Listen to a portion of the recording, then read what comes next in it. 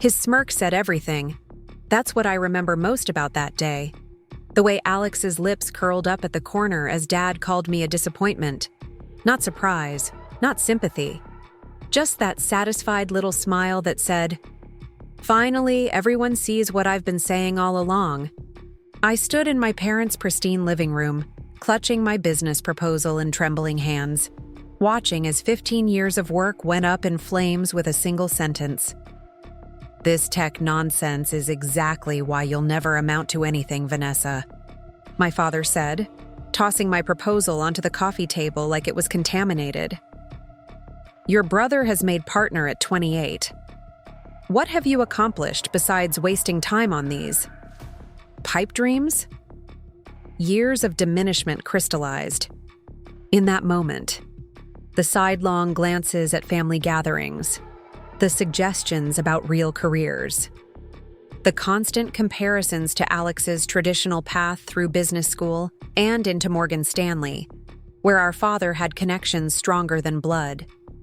Before we jump back in, tell us where you're tuning in from, and if this story touches you, make sure you're subscribed, because tomorrow I've saved something extra special for you. I've often wondered if other families have designated roles.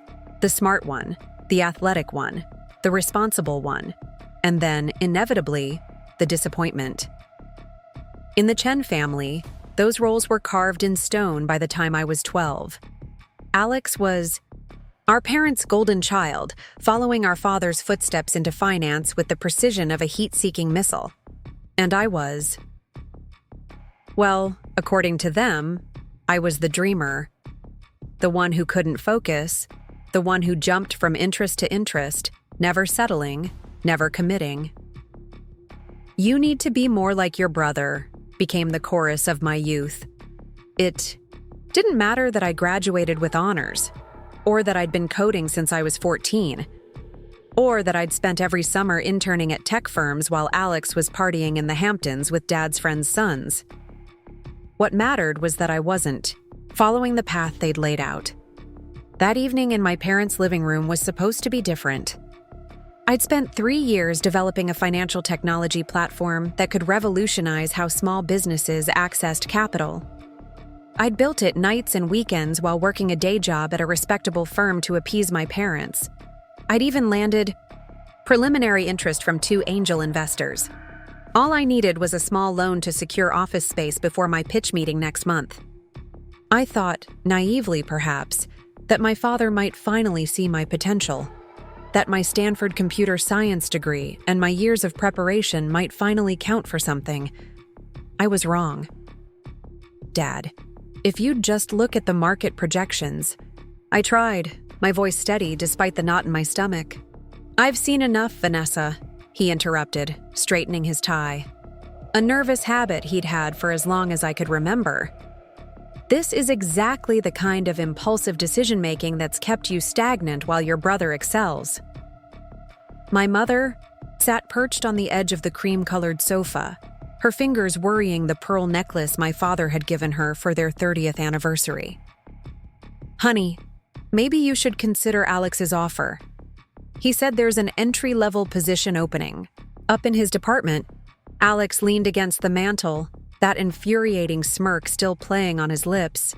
"The position would be perfect for you, Ness. Something stable, predictable, grown-up work." The condescension in his voice made my skin crawl. Grown-up work. As if the hundreds of hours I'd poured into developing complex algorithms was child's play. As if the future I envisioned, one where financial access wasn't gatekept by institutions like the one he worked for, was just another of my silly hobbies like the photography phase they teased me about, or the robotics club they never bothered to attend competitions for. "I don't want to work for Morgan Stanley," I said, my voice firmer than I expected. "I want to build something of my own." "And how exactly do you plan to do that without capital?" my father challenged. "No sensible investor will back this. Whatever it is." "Finroot," I supplied. "It's called Finroot, and I already have 2 interested investors."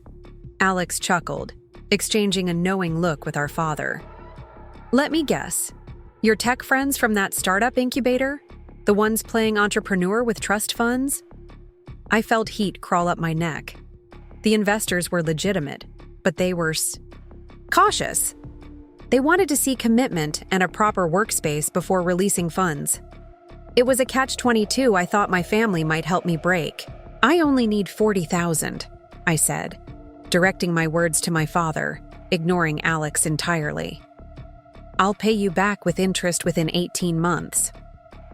My father shook his head, disappointment etched in every line of his face. Vanessa, will you grow up? Your brother was managing client portfolios worth millions by your age. And following the exact path you paved for him, I countered, frustration finally breaking through. Has he ever had an original thought in his life? Or does he just repeat whatever you tell him? The room went still. Even my mother's hand froze on her necklace. Alex pushed himself off the mantel, his casual demeanor hardening into something colder. At least I'm not a 30-year-old failure still begging for handouts. Alex, my mother murmured, a half-hearted attempt at peacekeeping. But my brother wasn't finished. We all know this is just like every other project you've started and abandoned. Remember that subscription box idea? Or the social media app for book lovers? How much did Dad lose on those? He was rewriting history. The subscription box had been a college project, never meant for investment. The reading app had been something I explored before deciding the market was too saturated, a responsible business decision, not a failure. But in the Chen family mythology, they had become evidence of my flakiness, my inability to commit. I've never taken a dime from Dad, I said, my voice low and steady. Unlike you, who needed his connections to get your foot in the door at Morgan Stanley. Alex's face flushed. I earned my position. Did you? I challenged. Or did you just happen to golf with the hiring manager at Dad's country club? That's enough. My father stood, straightening his suit jacket, another nervous tell. Vanessa, I'm not investing in another one of your flights of fancy. If you want to work in finance, your brother has offered you a perfectly good opportunity. Otherwise, I suggest you figure this out on your own. I gathered my proposal from the coffee table, sliding it carefully back into my leather portfolio, a graduation gift from my grandmother, the only person who had ever believed in me without reservation. Fine, I said, surprised by the calm in my voice. I'll figure it out on my own. My mother rose, concern finally breaking through her practiced neutrality. Vanessa, don't be hasty. Your father is just trying to protect me from myself? I supplied. Save me from another failure? I've heard it all before, Mom. Maybe if you heard it enough, it would finally sink in, Alex added, unable to resist one final dig. I turned to him then, really looking at my brother for the first time in years. His perfectly tailored suit, his carefully styled hair, the Swiss watch on his wrist, a gift from our father for making partner. He had everything he'd ever wanted, and yet he couldn't resist putting me down at every opportunity. You know what, Alex? One day, you're going to look up and realize that following Dad's blueprint doesn't make you successful. It makes you a copy. His smirk faltered, just for a second. Vanessa, apologize to your brother, my father demanded. And in that moment, something shifted inside me. Years of trying to earn their approval, of contorting myself to fit their narrow definition of success, of swallowing their dismissals. It all crystallized into a single clarifying thought. I was done. No, I said simply. I'm done apologizing for not being Alex, for not wanting his life, for daring to build something of my own. I walked to the door, pausing with my hand on the knob. I won't be coming to Sunday dinner anymore. Don't call. Me until you're ready to treat me like an adult with her own path, not a disappointment you need to fix. Alex laughed, the sound hollow and cruel. Dramatic as always. She'll be back when she runs out of money. I met his eyes one last time, No, Alex, I won't. And then I walked out, closing the door firmly behind me. The spring air felt electric against my skin, carrying the promise of change. For the first time in my life, I wasn't Vanessa Chen, the family disappointment. I was just Vanessa, and I was free to become whoever I wanted. What I didn't know then, as I drove away from the house I'd grown up in, was that walking away would be the easiest part. What came next would test everything I thought I knew about myself, about success, and about the true meaning of family. Part 2. The journey. The first 6 months after walking out of my parents' house were a masterclass in humility. I moved out of my comfortable apartment, the one my salary at Deloitte barely covered, and into a studio above a noisy pub in Riverview's Arts District. The rent was half what I'd been paying, and the commute to my corporate job was twice as long, but every dollar I saved went directly into what I now called the Liberation Fund. My friend Zoe thought I was crazy when I told her my plan over cheap wine in my new apartment, which was so small we had to sit on my bed because there wasn't room for a couch. "Let me get this straight," she said, tucking her legs underneath her. Preparing and narrating this story took us a lot of time, so if you are enjoying it, subscribe to our channel. It means a lot to us. Now back to the story. You're giving up your 401k, health insurance, and stability to launch a fintech startup? In this economy? I smiled, taking a sip of wine from a mug because I hadn't unpacked my glasses yet. Exactly. And your runway is, what, 6 months of savings? 5, I corrected. But I'm picking up freelance coding jobs on the side. Zoe shook her head, but her eyes were soft with concern rather than judgment. Unlike my family, she didn't think I was incapable, just taking a massive risk. What about the investors? You mentioned? The ones who were interested? I sighed, setting down my mug.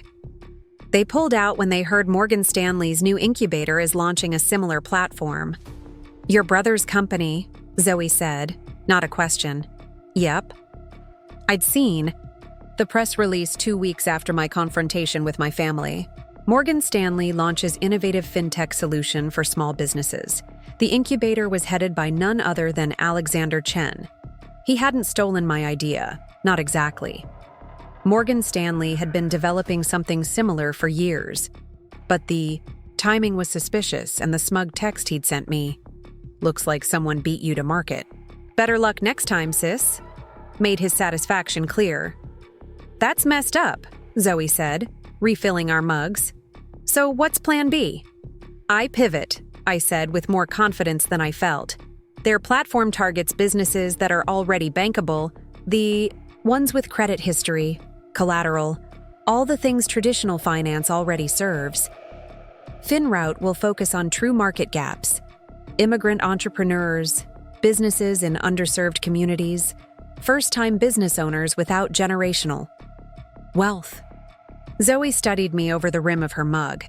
You've really thought this through. I've had plenty of time to think, I said. 60-hour work weeks will do that to you. Between my day job at Deloitte, my freelance coding work, and the endless hours refining my platform, I was averaging 4 hours of sleep a night. My apartment was a mess of takeout containers and sticky notes covered in code snippets. I'd lost 10 pounds and gained perpetual dark circles under my eyes. But every time, I felt like giving up.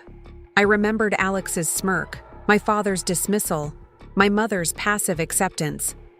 I remembered being 12 years old, proudly showing my father the website I'd built from scratch, only to have him pat my head and ask when I was going to develop real skills, like my brother's talent for networking.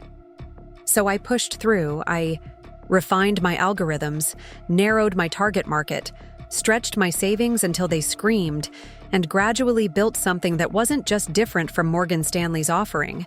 It was better.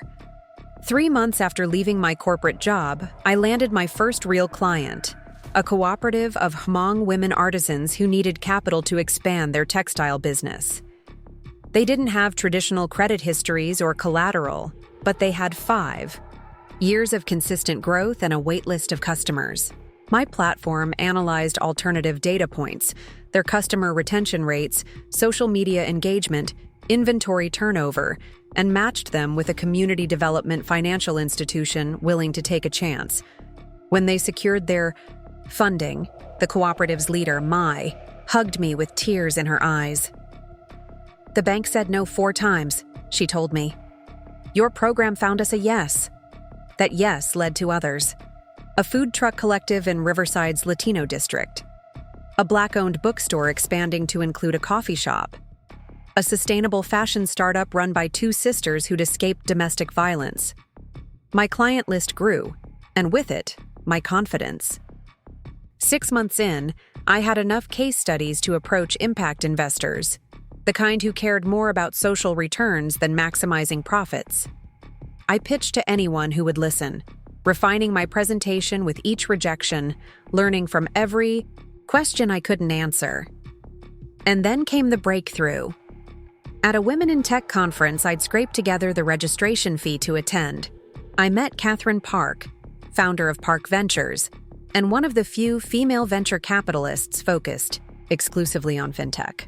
"Your algorithm is solid," she said after I walked her through my platform. "But what really interests me is your focus on the truly underbanked. Everyone talks about financial inclusion, but most are just trying to skim off the near-prime customers traditional banks overlook." 2 weeks and 7 grueling due diligence meetings later, Park Ventures offered me $5 million in seed funding. The investment came with office space in their incubator, mentorship, and introductions to potential partners. I called Zoe the moment I signed the term sheet, my hands still shaking. "I did it," I said when she answered, my voice breaking. "Zoe, I actually did it." Her whoop of joy was so loud I had to hold the phone away from my ear.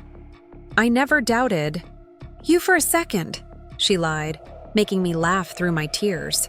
That night, alone in my tiny apartment, I opened my laptop and typed out an email to my family. I stared at the blank composition box for 20 minutes before closing it without writing a word.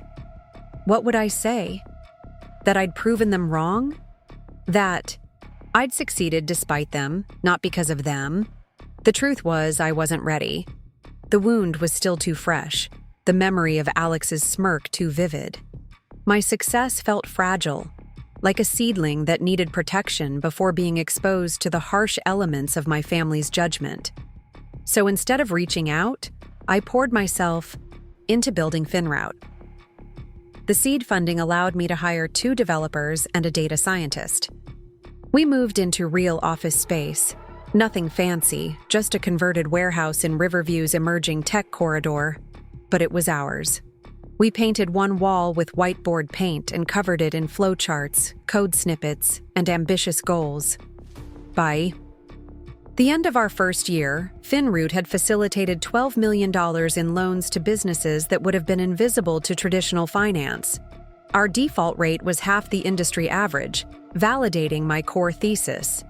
These weren't risky borrowers. They were just outside the narrow parameters of conventional risk assessment. Park Ventures introduced us to their network, and suddenly we were in conversations with community banks looking to expand their small business lending, with foundations wanting to maximize the impact of their program-related investments, with other fintech companies seeking partnerships. FinRoute was growing faster than I could have imagined, and with growth came attention. We were featured in Forbes' 30 Under 30 in the finance category. TechCrunch wrote about our revolutionary approach to risk assessment. The Wall Street Journal included us in a piece on the future of community-centered banking. And then, 18 months after I walked out of my parents' house, came the offer that would change everything. Meridian Financial, one of the largest independent financial services companies in the country, wanted to acquire FinRoute. The initial offer was $28 million. I sat across from Catherine Park in her sleek office, the acquisition proposal between us, unable to fully process the number. "They want the algorithm and the client base," Catherine explained. "But most importantly, they want you. 5-year employment contract, leadership role in their innovation division, equity package. Why? I managed to ask. They have the resources to build something similar in-house. Catherine smiled. Because you've proven it works, and because Meridian's CEO is trying to position them as the anti-Morgan Stanley, more inclusive, more innovative, more willing to serve markets the traditional players ignore. The anti-Morgan Stanley. The irony wasn't lost on me. I need time to think, I said. Catherine nodded. Take a week. But Vanessa, this is a good offer. Life-changing. Money. Real institutional backing for your vision, and a platform to scale your impact. I spent that week in a daze, walking the streets of Riverview, trying to picture my future. I'd never been motivated by money, not in the way my father and Alex were. I'd created Finroot to solve a problem, to serve people who deserved better than the financial system had given them. But with Meridian's resources, how many more people could I help? How much larger could the impact be? On the 5th day, I made my decision.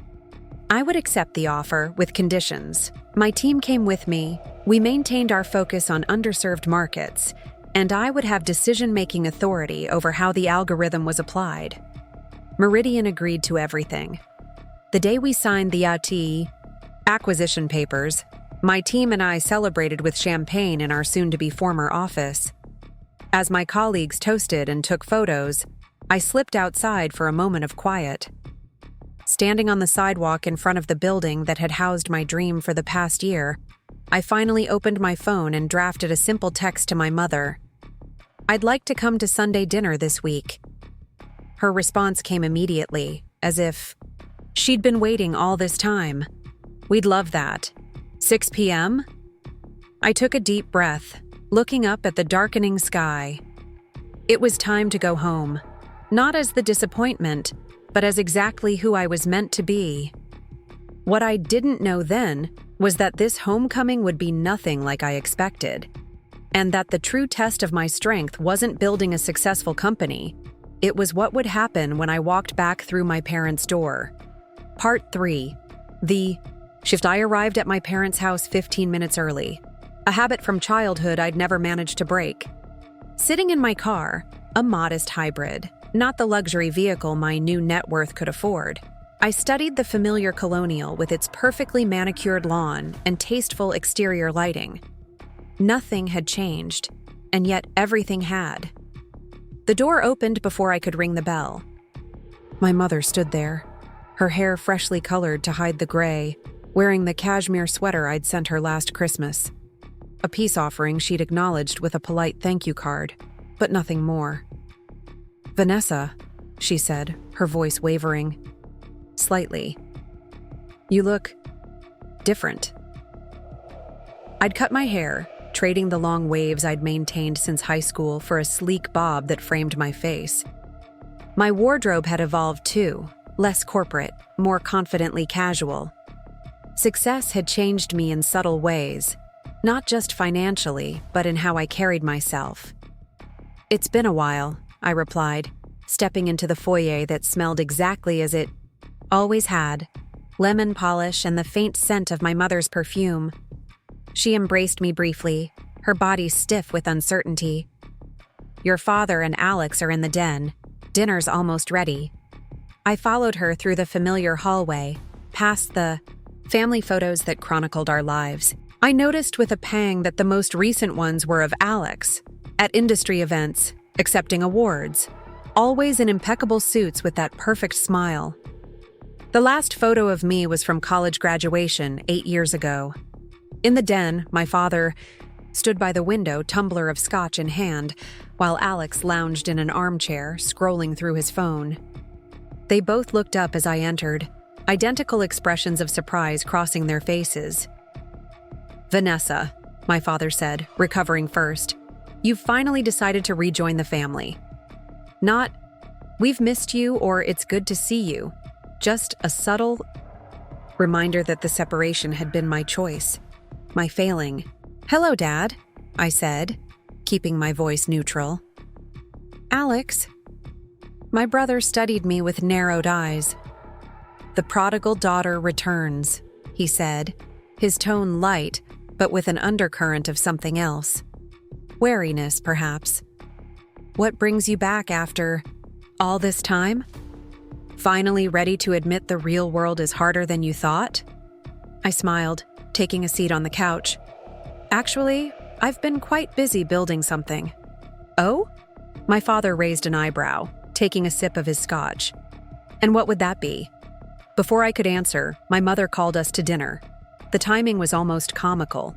Every meaningful conversation in our family had always been interrupted or postponed, emotions tucked away behind the polite facade of Chen family dinners. We settled around the dining table, my mother serving her specialty, beef bourguignon, as if the past 18 months had never happened. As if I hadn't walked out. As if they hadn't let me go without a single attempt to bring me back.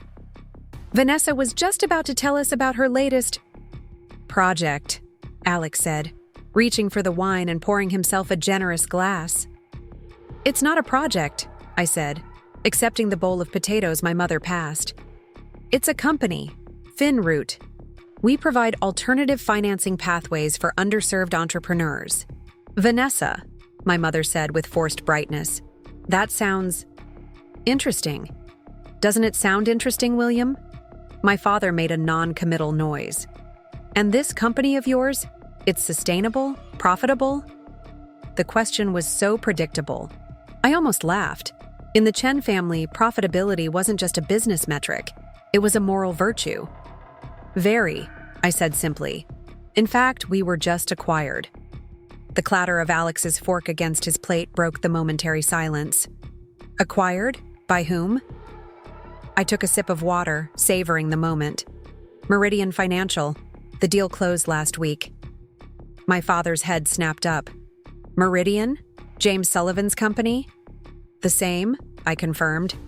James Sullivan, Meridian's CEO, was well known in financial circles, a self-made billionaire who had built his company from scratch, a man even my father respected. That's unexpected, my father said carefully. Meridian is a serious institution. The implication being that whatever I'd built couldn't possibly be worthy of their attention. Even now, with proof of my success, his first instinct was doubt. What was the acquisition price, if you don't mind me asking? Alex's tone was professional, but I could see the tension in his jaw. I do mind, actually, I replied pleasantly. But it was enough to make sure I never have to worry about money again. My mother gasped softly. Vanessa, that's wonderful. Isn't that wonderful, William? My father nodded slowly, reassessing me as if seeing me for the first time. It seems... Congratulations are in order. Thank you, I said, cutting into my beef. How have things been at Morgan Stanley, Alex? I heard the new fintech division is struggling to meet projections. Alex's face flushed. Where did you hear that? I shrugged. The financial world is small. People talk. It was true. Meridian's due diligence team had compiled extensive competitive analysis, including Morgan Stanley's flagging attempt to enter the space Finroot had mastered. Their platform, the one Alex had so smugly texted me about, was hemorrhaging money and failing to attract the clients they'd projected. We're in a restructuring phase, Alex said tightly. Strategic repositioning. Ah, I nodded. Repositioning. That's what they're calling it these days. My father cleared his throat. Morgan Stanley is a century-old institution. They'll weather this temporary setback. Always defending Alex, always making excuses. Some things never changed. Of course they will, I agreed. Though perhaps they should consider adjusting their approach. Their algorithm relies too heavily on traditional credit scoring, which inherently excludes viable market segments. Alex's eyes narrowed. And I suppose your method is revolutionary? Not revolutionary, I corrected.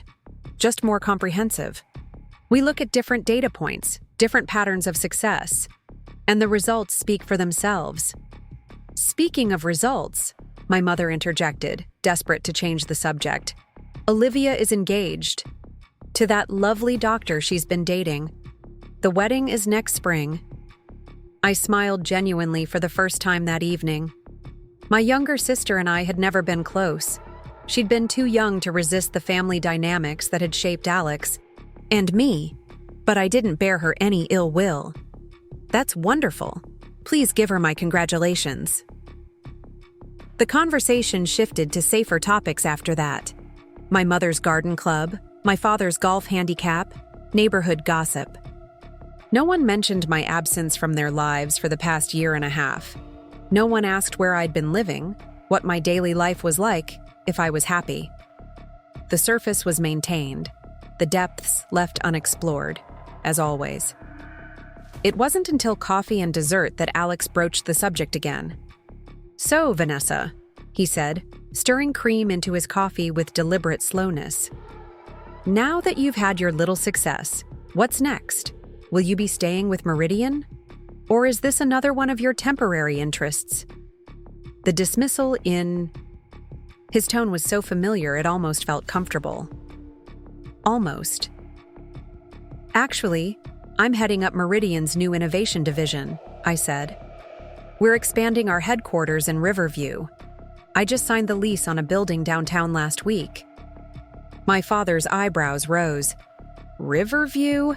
That's becoming quite the technology hub, I hear." "It is," I agreed. "You might have seen the announcement? The Meridian Innovation Tower on 5th and Main." Alex froze, coffee cup halfway to his lips. "The Chen building! You leased the Chen building!" I smiled, feeling a curious mix of satisfaction and something like pity. "No, Alex, I didn't lease the Chen building. Meridian bought it. They're renaming it next month." The silence that followed was absolute. My father set down his dessert fork with precision. My mother's hand flew to her pearls. "Renaming it what?" Alex finally asked, his voice strained. "The Sullivan Chen Innovation Center," I said quietly. "James Sullivan insisted my name be on it, said the technology inside deserved recognition." And there it was, the moment I'd come for, whether I'd admitted it to myself or not. Alex's face drained of color as he realized the implications. Every day he would walk into Morgan Stanley's regional headquarters and see my name on the building across the street. My success would literally cast a shadow over his carefully constructed life. "That's quite an honor," my father said, his voice carefully neutral. But I could see the calculation happening behind his eyes. His daughter, whom he'd dismissed as a failure, was now a name worthy of being on a building. A name even James Sullivan, a man he respected, valued enough to immortalize in steel and glass. "It's just a building," I said, though we all knew it was much more than that. It was validation. It was vindication. It was the physical manifestation of everything they had refused to see in me.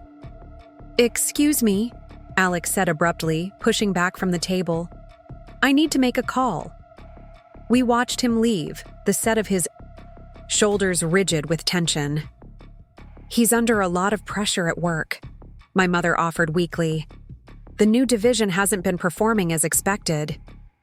"I'm sure he'll turn it around," I said, though we both knew the truth. Morgan Stanley was years behind what I'd built, and Alex, for all his connections and traditional credentials, didn't have the vision to close the gap. My father studied me across the table, his expression unreadable. "You've done well for yourself, Vanessa. I'll admit I didn't see this coming." It was as close to an apology as William Chen would ever offer. Not, "I was wrong about you," or, "I should have believed in you."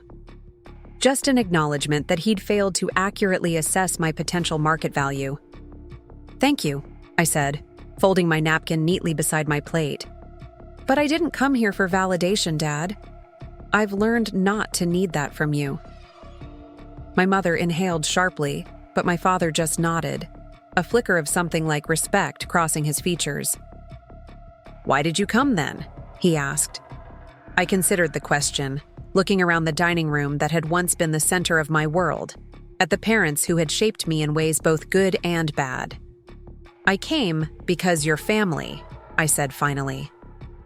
And I wanted to see if that still meant anything. The answer hung between us, neither of us certain what it meant or where we would go from here. But for the first time in my life, I was facing my family not as the disappointment, not as the one with something to prove, but as an equal. Perhaps even as someone they needed more than I needed them. What I didn't know then, as I sipped my coffee in that familiar dining room, was that this shift in power would test not just their capacity to change, but my own ability to move beyond the wounds of the past, and that the hardest part of my journey was still to come. Part 4. The test. The Sunday after my revelation at dinner, I wasn't surprised to receive a call from my father. What did surprise me was his request to meet at my office, my territory, not his. It was a subtle acknowledgement of the power shift between us, one I noted but didn't comment on. "I'd be happy to give you a tour," I said, keeping my voice professional. "Tuesday at 2 He agreed, and 2 days later, I watched from my corner office as his luxury sedan pulled into the visitor parking space below. The building wasn't fully renovated yet. The Chen name wouldn't be officially unveiled for another 3 weeks, but Meridian had fast-tracked the executive floor where my team and I worked. My assistant, Lena, showed him in. My father looked both immaculate and slightly uncomfortable in his bespoke suit, taking in the open floor plan, the collaborative spaces, the walls of glass that allowed natural light to flood every corner. "Impressive," he said, offering his hand. We shook, the formality of the gesture highlighting the strangeness of our relationship now. "This is quite different from what I expected." "What did you expect?" I asked, genuinely curious. He gestured vaguely. "Something more. Conventional.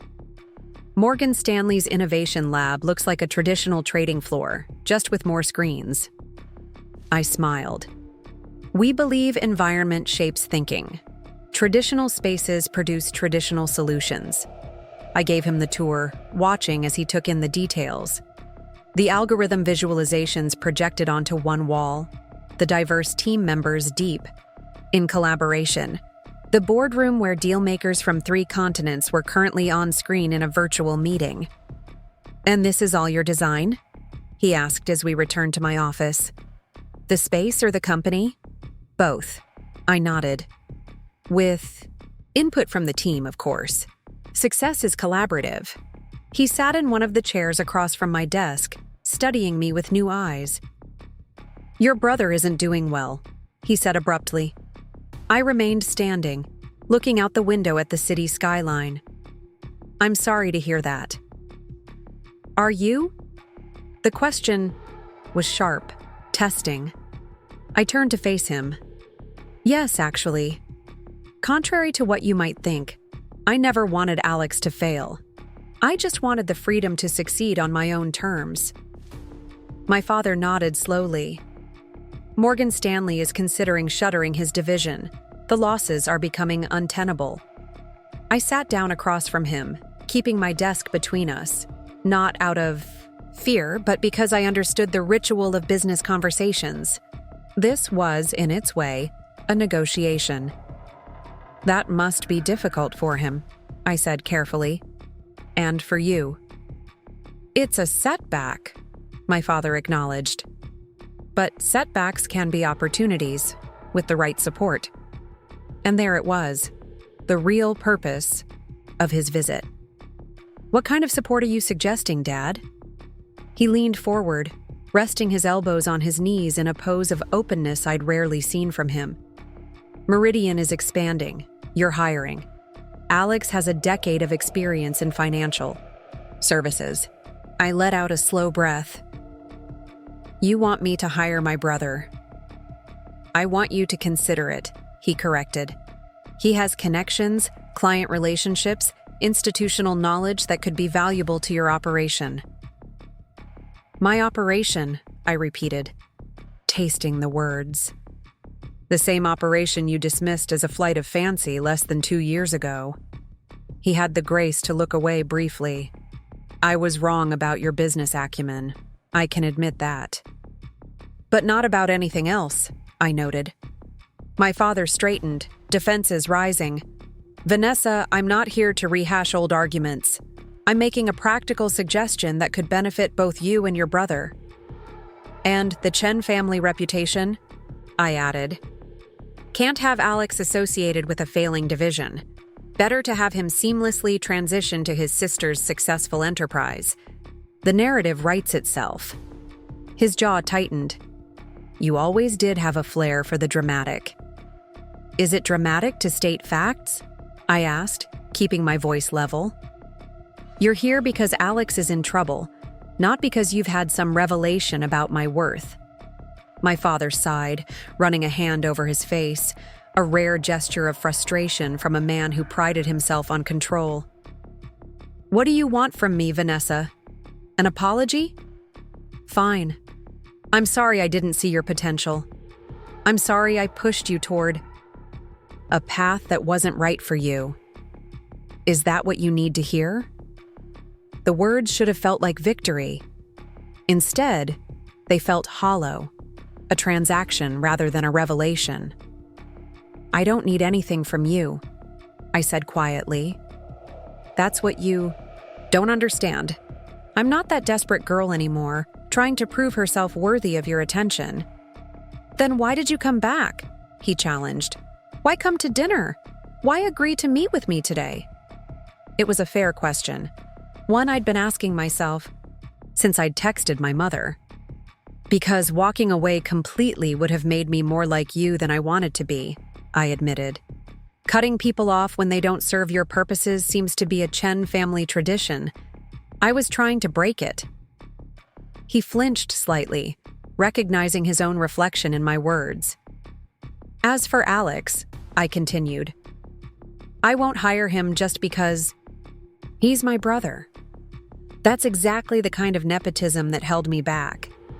If he wants to interview for a position he's qualified for, he can submit his resume like anyone else. My father's expression hardened. After everything, you're still this stubborn. I prefer to call it principled, I corrected. And yes, I am. It's what built this. I gestured to the office around us. Not connections, not family name, not taking the easy path. Hard work, vision, and refusing to compromise my values even when it would have been easier.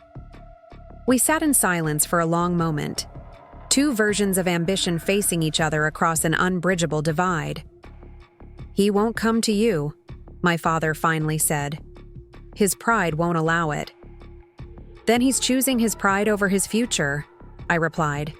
Something else he learned from you. My father stood, straightening his suit jacket with practiced precision. You've changed, Vanessa. Yes, I agreed. That was the point. He nodded, not in agreement, but in recognition. Will you at least consider what I've said? For your mother's sake, if not mine. She hates seeing this divide in the family. I felt a flicker of guilt. My mother, for all her complicity in my father's dismissal of me, had been collateral damage in my escape from their expectations. I'll consider it, I said, but I won't compromise my company's standards or my own. Integrity, not even for family. My father left shortly after, leaving me staring at the skyline, wondering if I'd been too harsh or not firm enough. Part of me wanted to call him back, to find some middle ground where we could meet as adults, as equals. Another part knew that any concession would be seen as weakness, an opening to reestablish the old dynamic. I was still contemplating this when Lena knocked on my door an hour later. Alex Chen is here to see you, she said, surprise evident in her voice. He doesn't have an appointment. I blinked, momentarily thrown. Alex is here? Now? She nodded. Should I tell him you're busy? I considered it, tempted to make him wait, to exercise the small power of scheduling that had so often been used against me in corporate settings. No, I decided. Send him in. Alex entered my office with none of our father's stiffness, but with all of his pride. He wore a suit that probably cost more than most people's monthly rent, but his tie was loosened, his expression haggard in a way I'd never seen before. Nice place, he said, glancing around. Very. Silicon Valley meets Wall Street. Thank you, I replied, gesturing to the chair our father had vacated. This is unexpected. He sat, immediately leaning forward with the aggressive posture he used in negotiations. I'll get right to the point. Did Dad ask you to hire me? I raised an eyebrow. Hello to you too, Alex. He waved a hand impatiently. Just answer the question. Yes, I said simply, though I'm surprised you know that. He told me he was coming to see you. Wasn't hard to figure out why. Alex ran a hand through his perfectly styled hair, disrupting it. Another sign of his unusual state. And what did you say? I said you could apply for positions you're qualified for, like anyone else. He laughed, the sound harsh and without humor. Right, the great meritocracy of Vanessa Chen's company. As if you built all this without help. I did, actually, I countered. Unless you count the help of being thrown out of the family with nothing but my own skills and determination. Alex's jaw tightened. You have no idea what it's like. To what? To fail? I interrupted. To have people look at you and see only your mistakes? To feel like no matter how hard you work, it's never enough? Actually, Alex, I know exactly what that's like. The difference is I didn't have Dad to clean up my messes.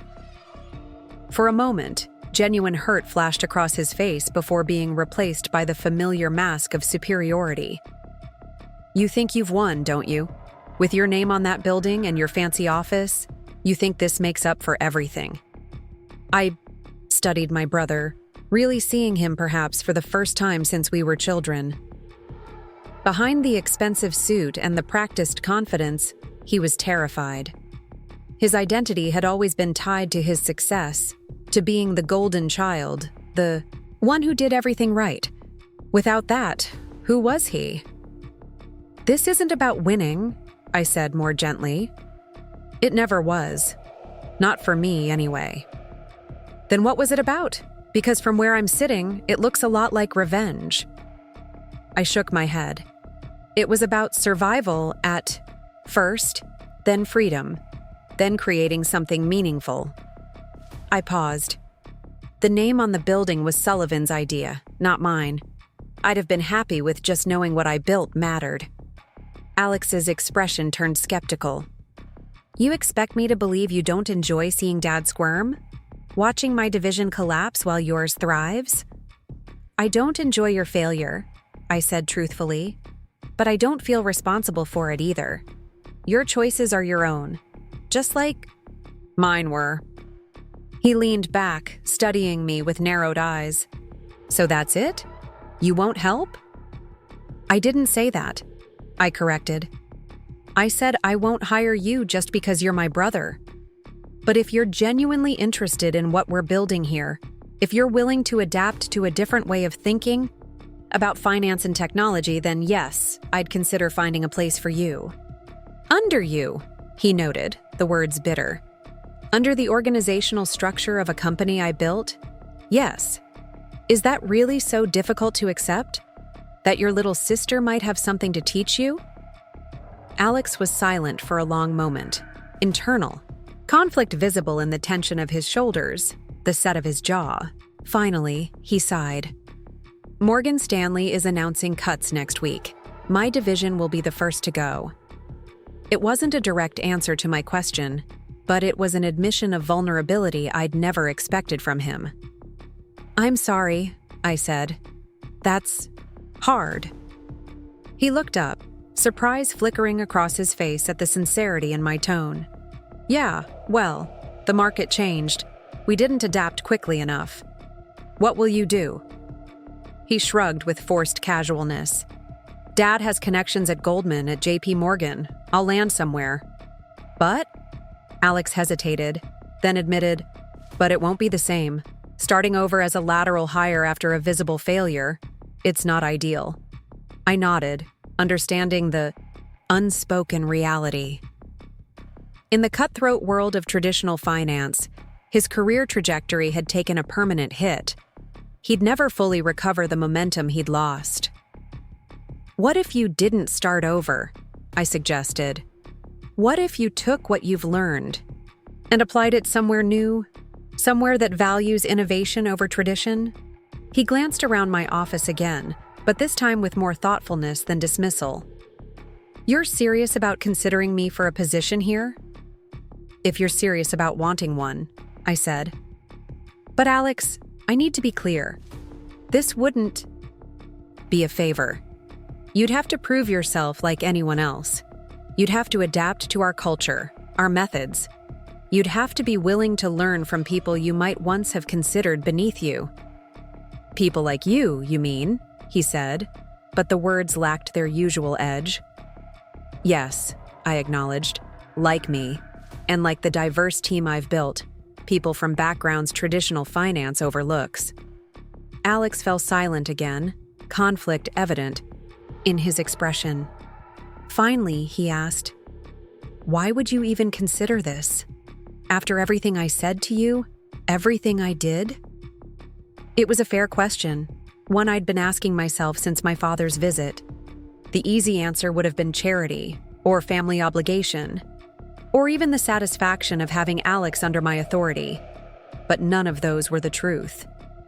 "Because you're smart, Alex," I said simply. "You always were. You just channeled it into what Dad wanted instead of what truly inspired you." I leaned forward. "Do you remember when we were kids, before the competition started? You were the one who taught me how to code on that old computer in the den." Alex blinked, clearly surprised I remembered. "That was just basic HTML stuff." "It was my first step into technology," I countered. "You were excited about it then, about the possibilities. Before Dad convinced you that traditional finance was the only respectable path." He looked away, but not before I caught a flicker of something like regret in his eyes. "That was a long time ago. The point is, I think there's more to you than the path you've been on, and I think you know it too, or you wouldn't be here." Alex stood abruptly, moving to the window to gaze out at the city below. "And what would Dad say if I came to work for my little sister? The family failure?" "I don't know," I said honestly. "But at some point, Alex, you have to decide whose approval matters more, his or your own." He turned to face me, something vulnerable and honest in his expression for the first time in years. "I don't know how to do that. I've never tried." "I know," I said softly. "It's the hardest thing I've ever done, but also the most worthwhile."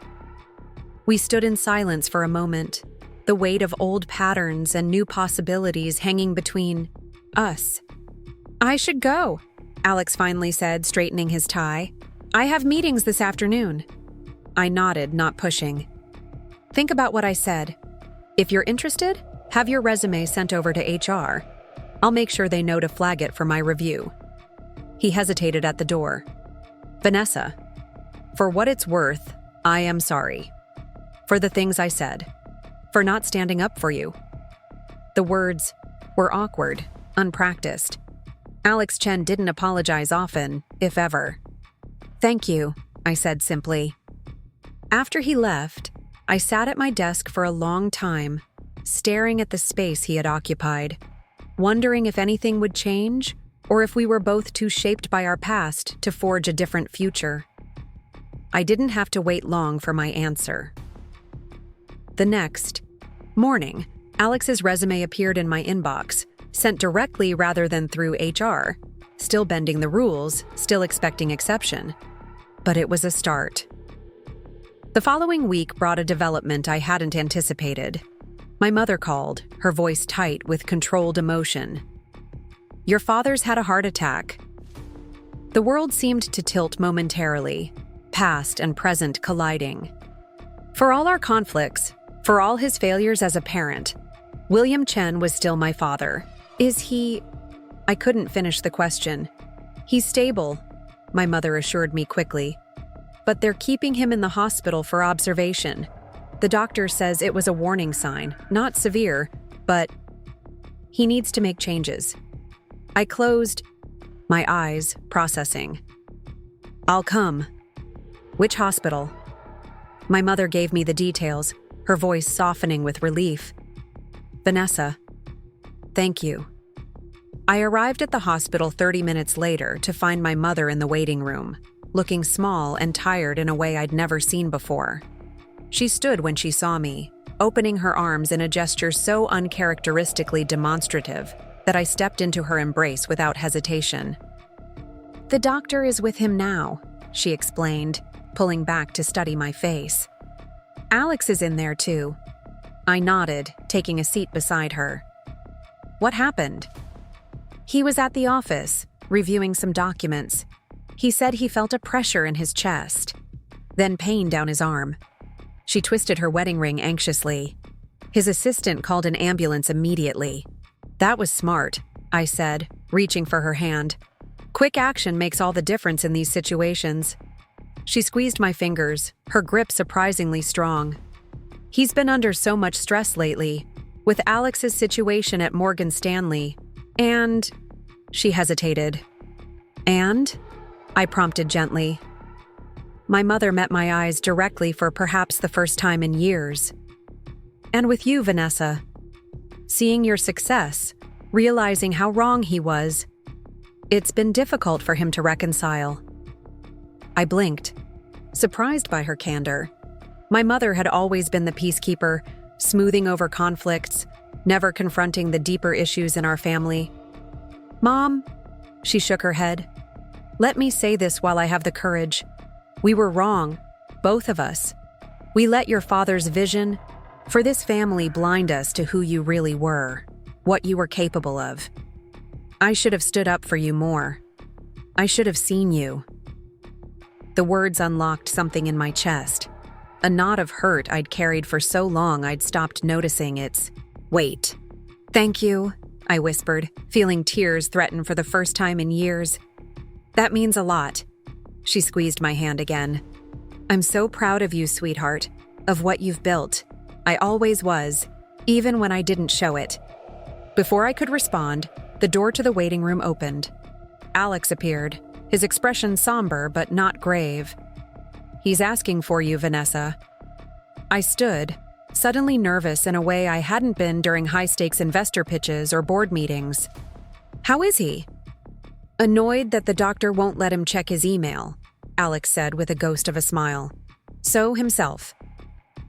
I nodded, taking a deep breath before following Alex down the corridor to our father's room. William Chen looked diminished. Against the white hospital sheets, monitors beeping softly beside him, an IV in his arm. But his eyes were alert, tracking my entrance with that familiar intensity. Vanessa, he said, his voice raspier than usual but still commanding. You didn't need to come. Of course I did, I replied, moving to the chair beside his bed. How are you feeling? He made a dismissive gesture. Doctors are overreacting. It was just a warning sign, they said. Which should be taken seriously, I countered. My father held my gaze for a moment, then nodded slightly. Perhaps. Alex leaned against the wall, arms crossed. They're recommending lifestyle changes, less stress, better diet, more rest. All the things you've told your children are for the weak, I noted, unable to keep a hint of irony from my voice. To my surprise, my father's lips twitched in what might have been the beginning of a smile. Apparently, even I have limits. Who knew? The moment of self-deprecation was so unexpected that both Alex and I exchanged startled glances. Dad, I said carefully, what can I do to help? He studied me for a long moment. You could tell me about your company. Your real company, not the sanitized version you shared at dinner. I blinked, thrown by the request. You want to hear about Finroot? I do, he said, adjusting himself against the pillows. Not out of obligation or politeness. I want to understand what you built that James Sullivan values so highly. I glanced at Alex, who gave me an encouraging nod.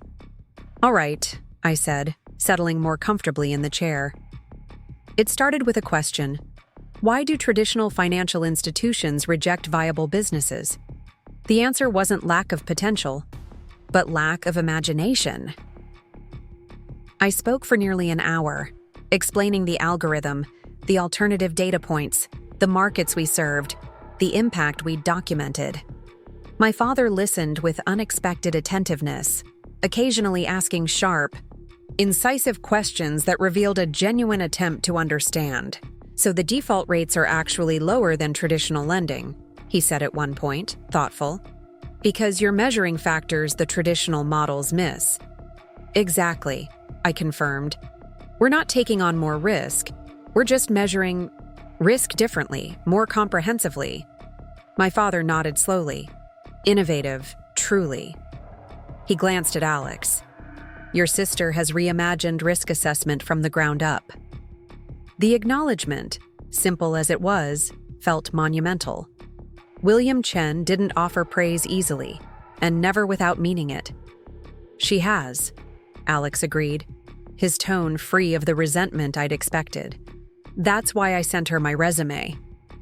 My father's eyebrows rose. You did? Alex straightened from the wall. I did. Vanessa's building something important. Something I want to be part of, if she'll have me. The hospital room fell silent. The only sound the steady beep of the heart monitor. My father looked between us, something like wonder crossing his face.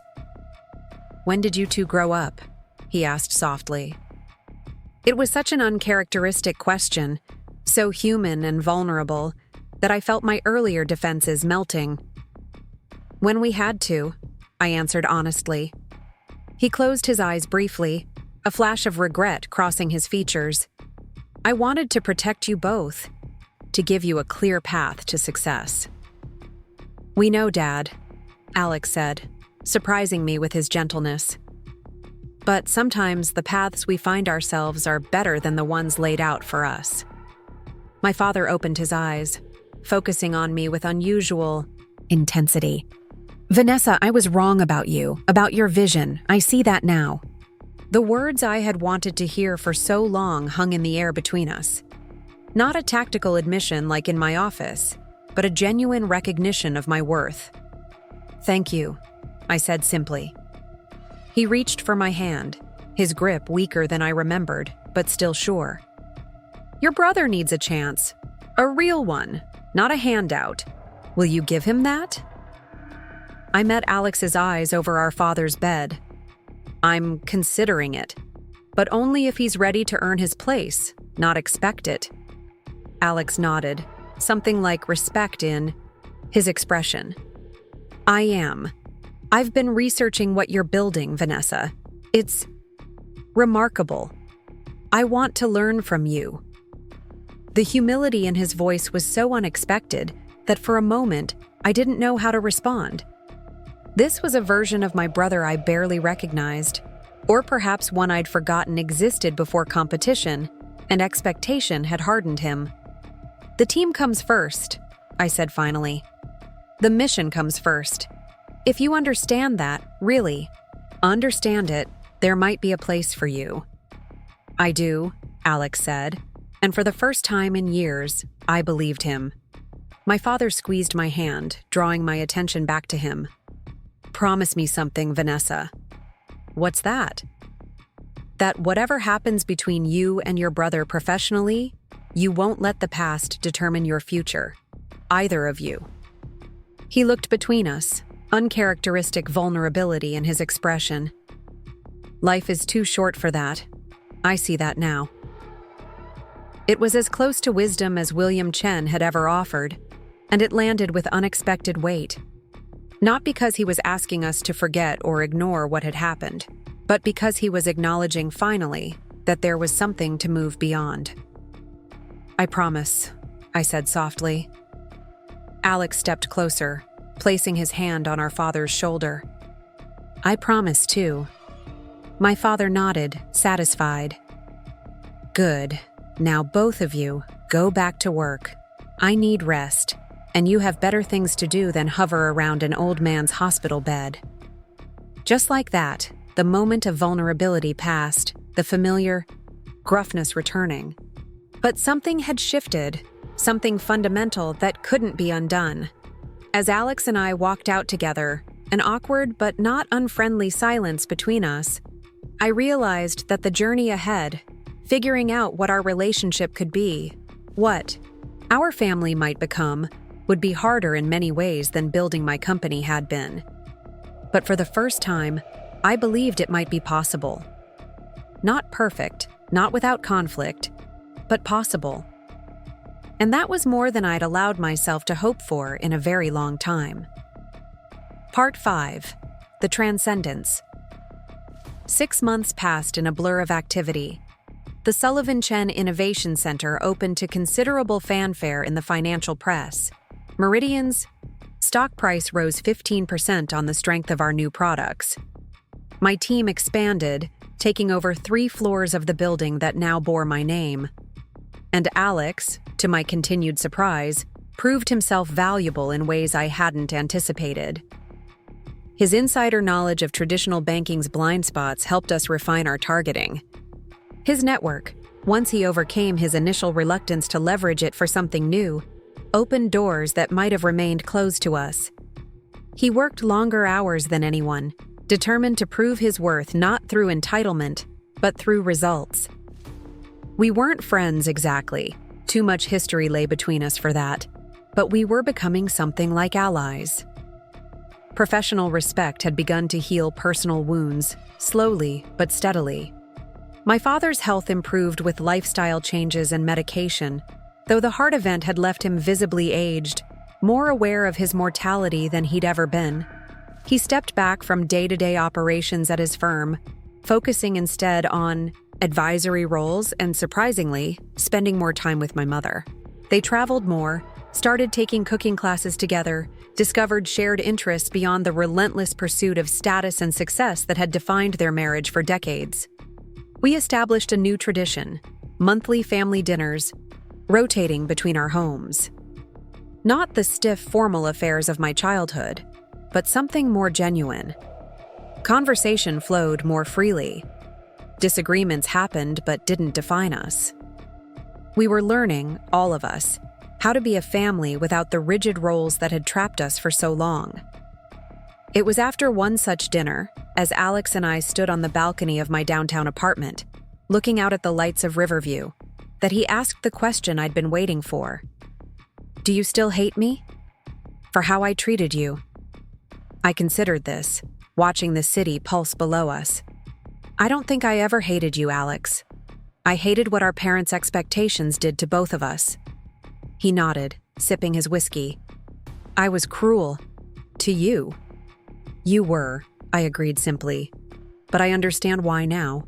You were so afraid of failing that you needed me to be the failure." I turned to face him. "The irony is, I succeeded because of that, not in spite of it. Being the family disappointment gave me the freedom to risk everything."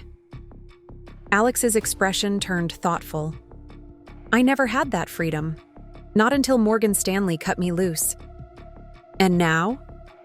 He gestured to the skyline, to the building in the distance that bore our name. "Now I'm learning what it means to build something rather than just maintain what others built. It's harder, but better." I smiled, recognizing the truth in his words. "The question is, what now?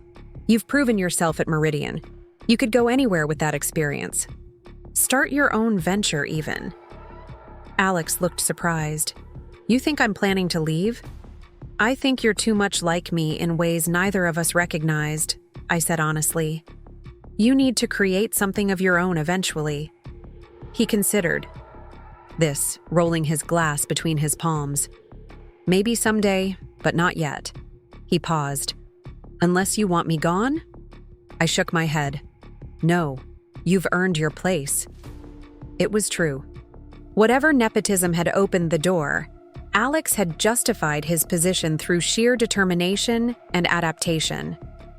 "Good," he said with unexpected intensity, "because I'm not done learning from you yet." The simple acknowledgement that he had something to learn from me, that my path had value he now recognized, meant more than any formal apology could have. We stood in companionable silence, watching the city below. After a while, Alex said, "Mom told me something interesting last week." "Oh?" "She said Dad turned down an acquisition offer for Chen Financial, from Sullivan, actually." I raised an eyebrow, genuinely surprised. Our father had built his business over decades, but it was small compared to Meridian, and his health concerns made succession planning a logical consideration. Why would he do that? It would have been a good exit strategy. Alex smiled slightly. Apparently, he wants to leave it to us, both of us, to transform using what we've learned at Meridian, what you created with Finroot.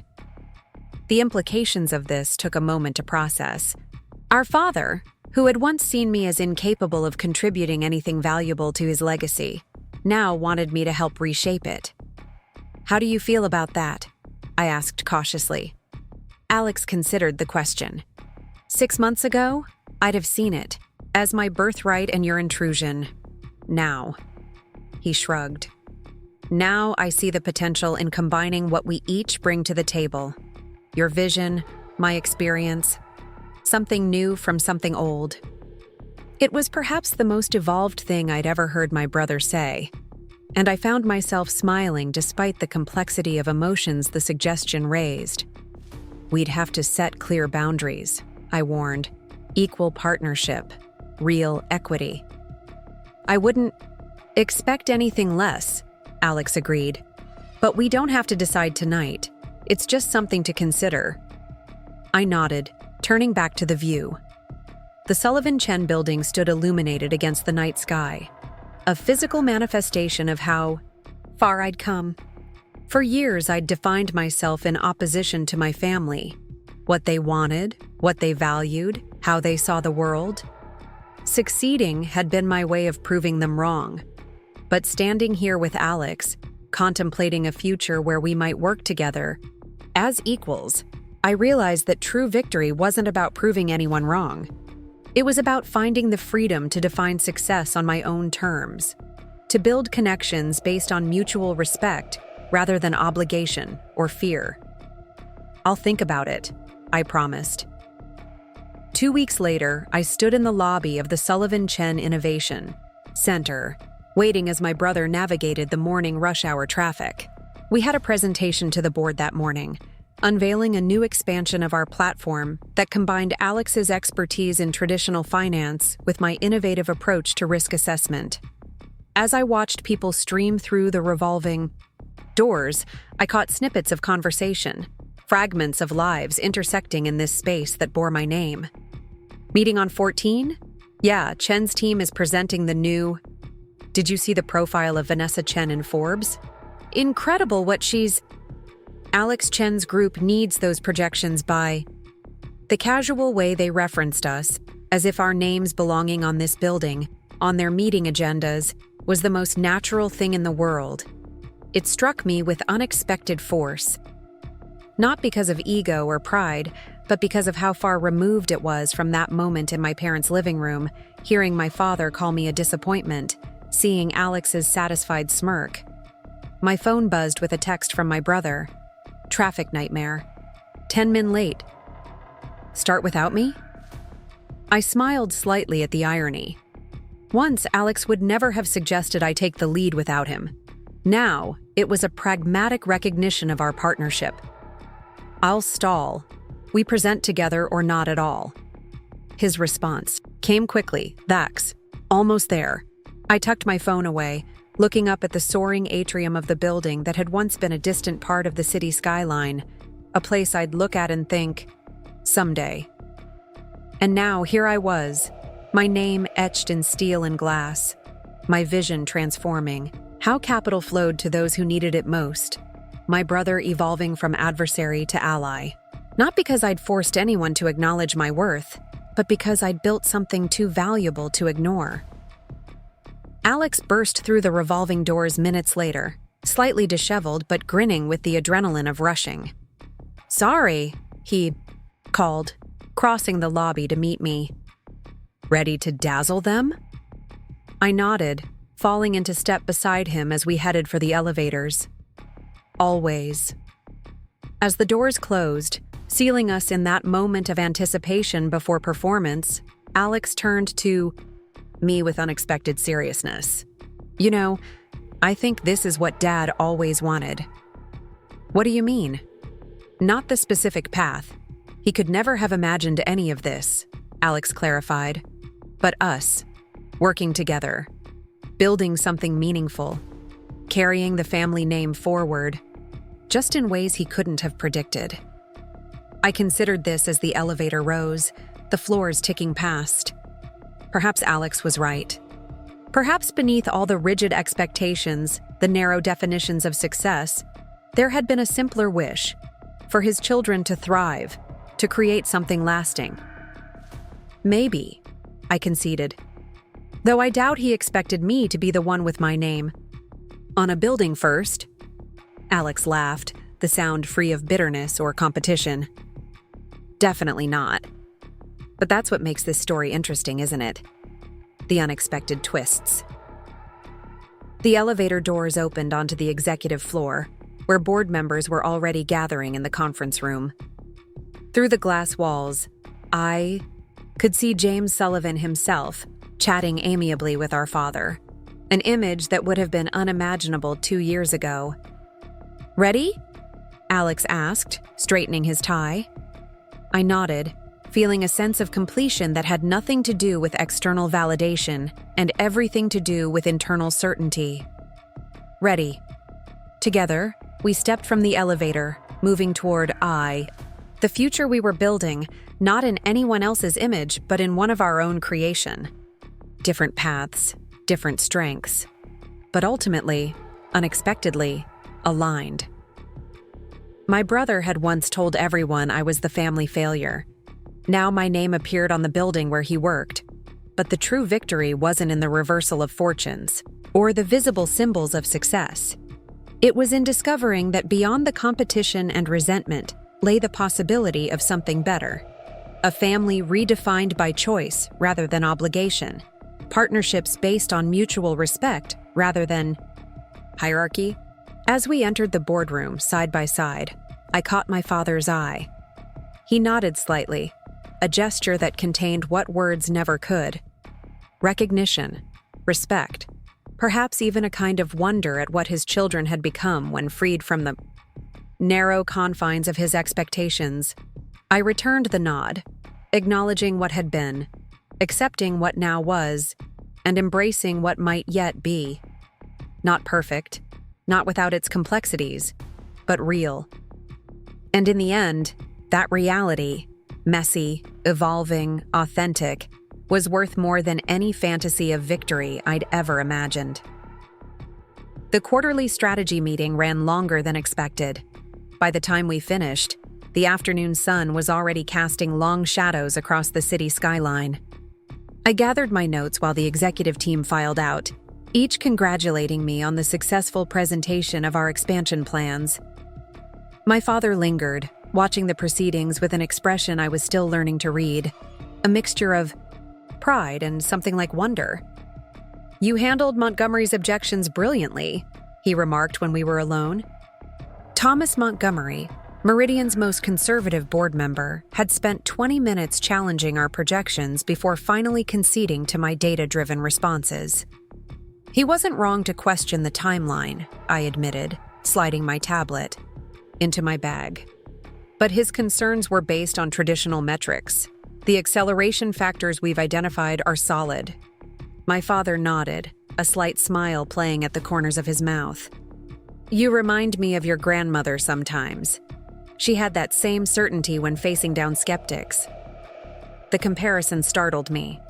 My father rarely mentioned his mother, a formidable woman who had built a small import business in the 1970s when female entrepreneurs were even rarer than they are now.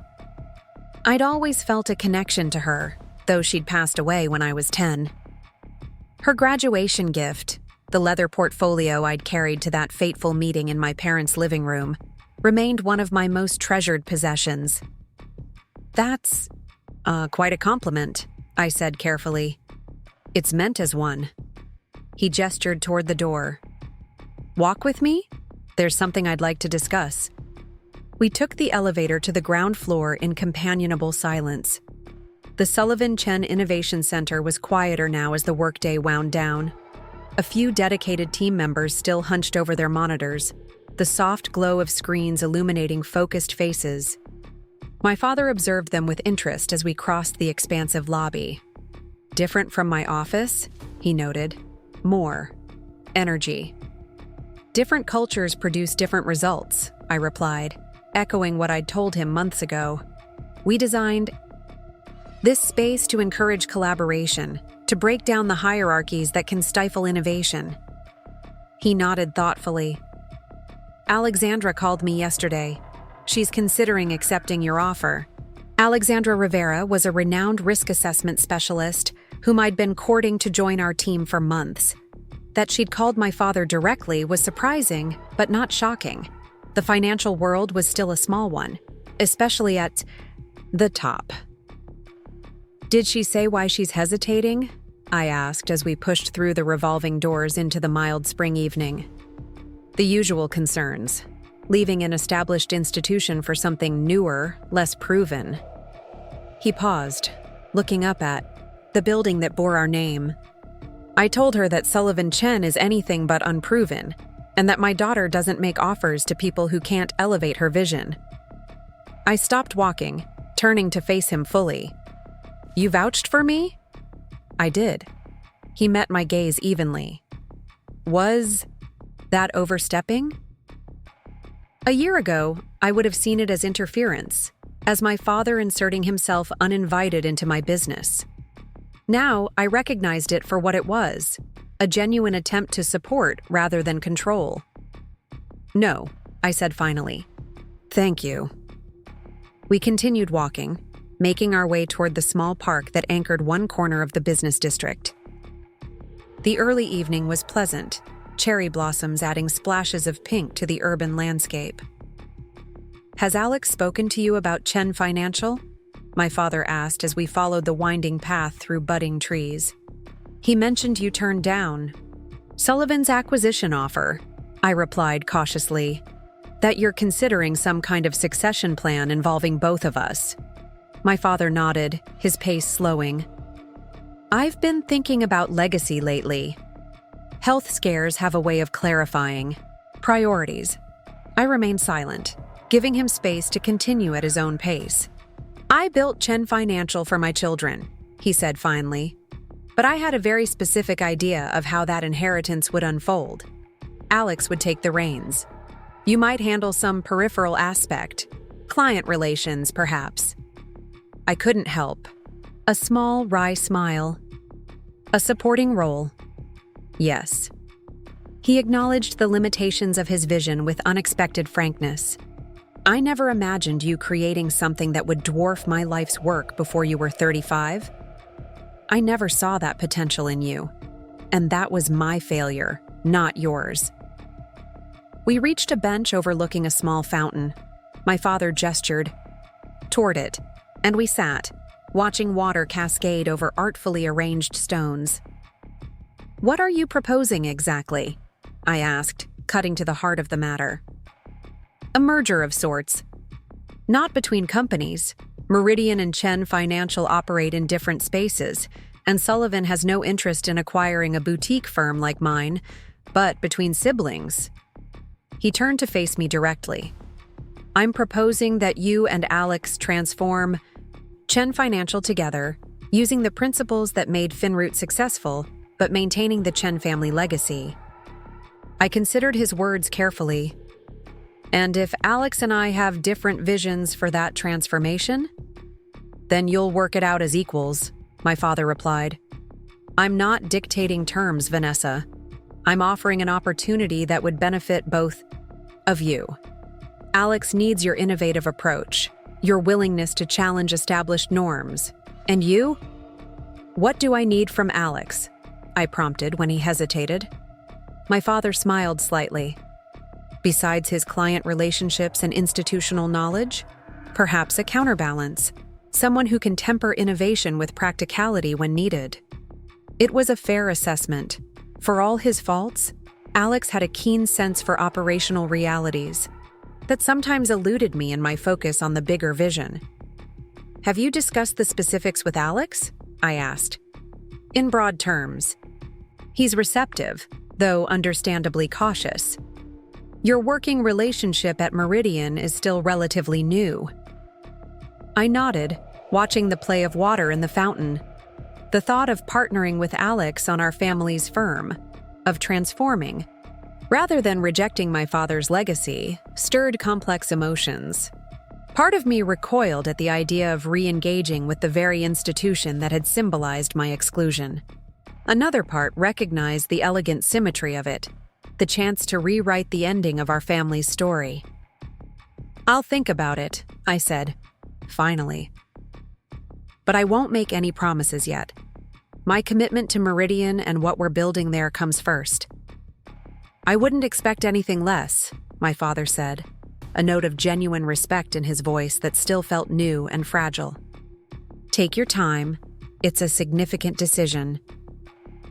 We sat in silence for a while longer, the fading daylight softening the urban landscape around us. When my father spoke again, his voice was quieter, more reflective. "Your mother wants to know if you'll join us in Sonoma next month for her birthday weekend." The invitation was casual, but we both recognized its significance. My parents' anniversary fell the same week as my mother's birthday, and their annual Sonoma retreat had been a sacrosanct family tradition, one I'd been notably absent from since our estrangement. "I'll check my calendar," I said, not yet ready to commit. But tentatively, yes. My father nodded, satisfied with this partial victory. "Good. She'll be pleased." As we walked back toward the business district where our cars waited, I found myself studying my father's profile in the gathering twilight. He moved more carefully since his heart episode, his formerly commanding stride measured now, deliberate. But there was something else different about him too. A softening around the edges, a reflectiveness that had been absent in the driven businessman who had dismissed my ambitions. "What changed, Dad?" I asked suddenly. "Beyond my success, beyond the building with my name on it. Something shifted in you, and I don't think it was just seeing my company acquired." He considered the question with unusual thoughtfulness. "Several things, I suppose. The heart attack, certainly. Nothing clarifies priorities like mortality." He paused, gathering his thoughts.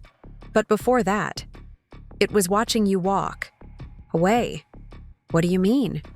"When you left that night, when you refused the position Alex offered, when you chose uncertainty over compromise, I was angry, disappointed. I thought you were being foolish and stubborn." His lips curved in a slight, self-deprecating smile. "But later, when I heard through industry contacts that you were building something significant, I realized you had shown a kind of courage I never possessed. You built a successful firm." "From nothing," I pointed out. "That took courage." "A different kind," he acknowledged. "I followed established paths, played by rules I understood. You rejected those constraints entirely, created new rules." He glanced at me. I recognized myself in Alex's ambition, his drive to excel within established structures, but I never understood your determination to build something entirely new, until I saw what you created when given the freedom to do so. His words settled around us as we reached his car. The driver he'd employed since his heart attack stood waiting, opening the door as we approached. "Think about Chen Financial," my father said, pausing before getting in. "Not as an obligation, but as an opportunity, a chance to reinvent something else that matters." I nodded, not committing, but acknowledging the gravity of his offer. "I will." He hesitated, then surprised me by reaching out to squeeze my shoulder briefly, a rare physical gesture from a man who had always maintained careful distance. "I'm proud of you, Vanessa. Not because of the building or the acquisition, but because you refuse to let anyone else define your worth. Even me. Perhaps especially me." The words hung in the space between us, filling gaps I had long since stopped expecting to be bridged.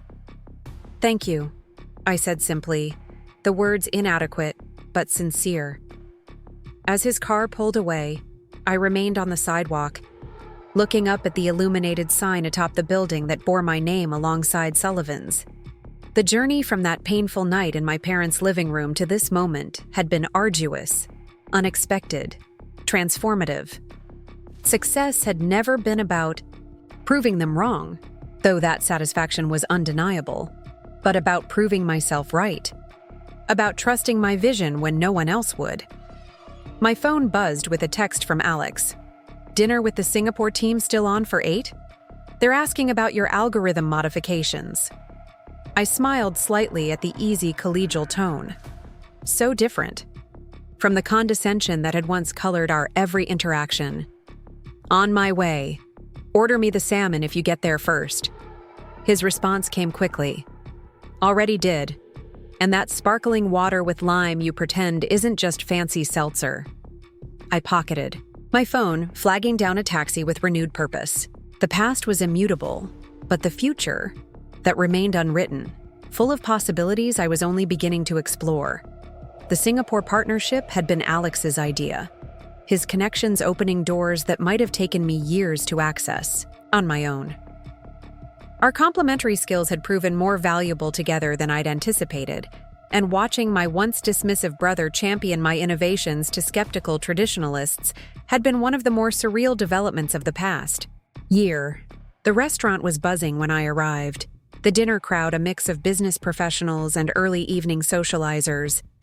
Alex waved from a corner table where he sat with 3 impeccably dressed executives, the Singapore contingent whose partnership would expand our reach into Asian markets. "Vanessa, finally," Alex said, rising to pull out my chair.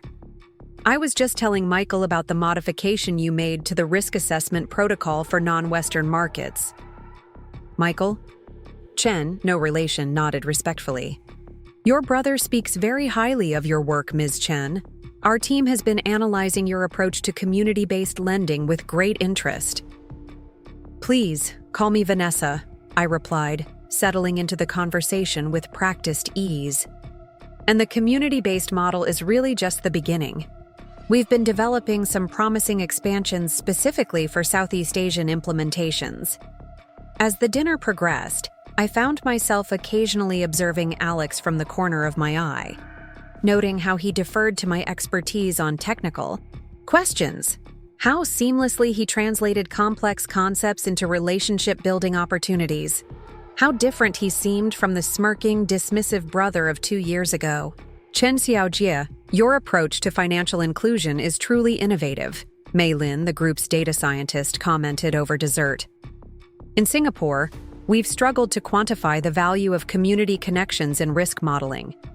That's precisely where traditional institutions fail," I explained, warming to a topic close to my heart.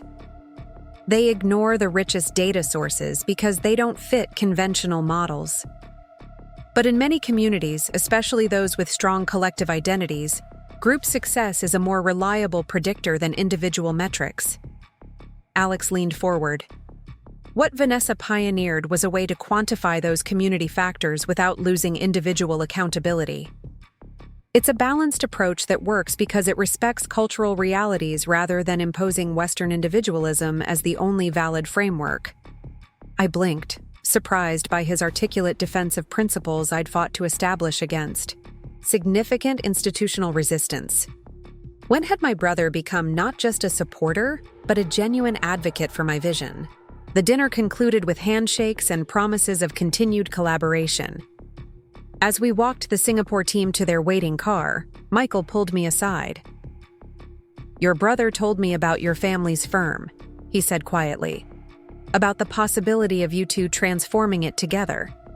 If that materializes, our group would be very interested in being early partners in the Asian market." I maintained a neutral expression. "That's still very preliminary thinking, but I appreciate the vote of confidence." Michael nodded knowingly. Family businesses can be complicated, but when they work, When there's true alignment of vision with complementary skills, that's powerful. After our guests departed, Alex and I lingered on the sidewalk, the night air cool and pleasant after the restaurant's warmth. "You didn't tell me you'd discuss Chen Financial with potential partners," I said, keeping my tone neutral.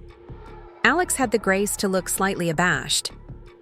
"Not in concrete terms. Michael and I have history. We were at business school together. The topic came up naturally. Still, it suggests you're more committed to the idea than you've indicated. To me." He sighed, running a hand through his hair, a gesture that reminded me suddenly, vividly, of when we were children, before competition had hardened into resentment. "I am committed to it. But I know you need to be sure it's right for you, not just for Dad or for me." "And if I decide it isn't right?" Alex shrugged, his expression surprisingly open. "Then we continue what we're building at Meridian. I'm not trying to force anything, Ness. I see the potential for something extraordinary." The childhood nickname, once deployed condescendingly, now sounded different in his voice, respectful, even affectionate. I studied my brother in the soft glow of streetlights, trying to reconcile this version with the one who had smirked, as our father dismissed my dreams. "You've changed," I observed. "I had to," he replied simply. The alternative was becoming increasingly irrelevant. He paused, choosing his next words carefully. "Watching you build something meaningful, something that helps people traditional finance has ignored, it made me question everything about how I define success." We began walking toward the parking garage where we'd both left our cars, the conversation flowing more easily than it had in years. "Remember when we used to code together?" Alex asked suddenly. "Before high school? Before Dad started pushing me toward finance? We were working on that ridiculous game with the alien." "Cats," I laughed, surprised he remembered. "Space Whiskers. It was terrible." "It was ambitious," he corrected. "Too ambitious for the processing power we had access to.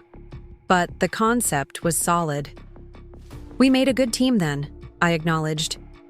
"Before everything got so competitive." Alex nodded, his expression turning reflective. "I sometimes wonder who I'd have become if I'd followed my own interests instead of Dad's expectations. If I'd had your courage to walk away." "It's not too late to find out," I pointed out. "That's part of what transforming Chen Financial could be. That's a chance for both of us to redefine the family legacy on our terms, not his." Something shifted in Alex's expression. Hope, perhaps, or determination. "That's exactly what I've been thinking. Not preserving Dad's vision, but creating something new that honors what he built while moving beyond its limitations." We reached the garage entrance, pausing at the point where we would separate to our respective vehicles. "I'm not saying yes yet," I cautioned, "but I'm thinking about it more seriously than I was." Alex nodded, understanding the significance of even this tentative shift. "That's all I can ask for. Just keep an open mind." "I will." As I drove home that evening, the city lights blurring into streaks of color through my windshield, I found myself contemplating the strange, winding path that had led me here. 2 years ago, I had walked away from my family with nothing but determination and a business idea no one believed in. Now, I was considering a partnership with the brother who had once dismissed me, a reinvention of the family legacy that had once seemed designed specifically to exclude me. The irony wasn't lost on me. Success had given me the freedom to consider reconnection on my terms, not as the disappointing daughter desperate for approval, but as an equal, valued for precisely the qualities that had once marked me as different, difficult, less than. When I reached my apartment, I found myself drawn to the small home office where I kept my grandmother's portfolio. Opening it, I removed the original FinRoute business proposal, the one my father had tossed aside that fateful night. I hadn't looked at it in years, but now I spread the pages across my desk, studying the vision I'd outlined with such care and conviction. The core principles remained unchanged in the platform we'd built at Meridian: financial access as an engine of equality, alternative data as a pathway to inclusion, technology as a tool for dismantling barriers rather than reinforcing them. These values had guided every decision, every adaptation, every expansion. Could they also guide a transformation of Chen Financial? Could the very institution that had symbolized my exclusion become a vehicle for extending these principles further? I opened my laptop, creating a new document titled Chen Financial Reimagined. Over the next 3 hours, ideas flowed as freely as they had during the earliest days of FinRoute's conception. But this time informed by experience, by success, by the understanding that what I built mattered not just for my own validation, but for the communities we served. By the time I finally went to bed, the document had grown to 17 pages of possibilities. Not a formal proposal yet, but the framework of one. A vision not just for preserving a family name, but for redefining what that name could represent. The next morning, I awoke to a text from my mother. "Your father mentioned you might join us in Sonoma next month. I've reserved your usual room just in case. Love you." The simple message, ending with an expression of affection that had once been commonplace but had become rare in the years of estrangement, stirred unexpected emotion.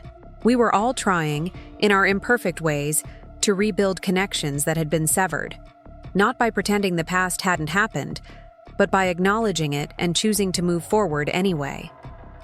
I texted back, "I'll be there. Looking forward to it." Then, after a moment's hesitation, I added, "Love you too, Mom." Some wounds healed faster than others. Some transformations happened gradually, almost imperceptibly, until one day you looked up and realized everything had changed. And sometimes, the greatest victory wasn't in walking away, but in returning on your own terms. Not as the person they had tried to make you be, but as the person you had always been meant to become. Later that morning, as I prepared for a meeting with our development team, my assistant knocked on my office door. "There's someone here to see you," she said, an unusual hesitation in her voice. "She doesn't have an appointment, but she's quite insistent." "Who is it?" I asked, glancing at my calendar. "Olivia Chen, your sister." I blinked in surprise. Olivia and I had spoken briefly at family dinners over the past few months, but our relationship remained distant, tentative. At 25, she was still finding her own path, caught between our parents' traditional expectations and the example of independence I had set. "Send her in," I said, curious what had prompted this unexpected visit. Olivia entered hesitantly, looking both familiar and strange in her conservative business attire, so different from the artistic bohemian style she had favored in college. Her expression was nervous but determined. "Vanessa, I'm sorry to interrupt your workday," she began formally. "I should have called first, but I was afraid I'd lose my nerve." "It's fine," I assured her, gesturing toward the chair across from my desk. "What's going on? Are Mom and Dad okay?" "They're fine," she said quickly, settling into the chair but perched on its edge as if ready for flight. "This is about me, actually, and what you built here." I waited, giving her space to continue. "I've been following FinRoute since the beginning," she admitted. "Even during the estrangement when no one in the family was supposed to mention your name. I created alerts for any article about your company, about the work you were doing."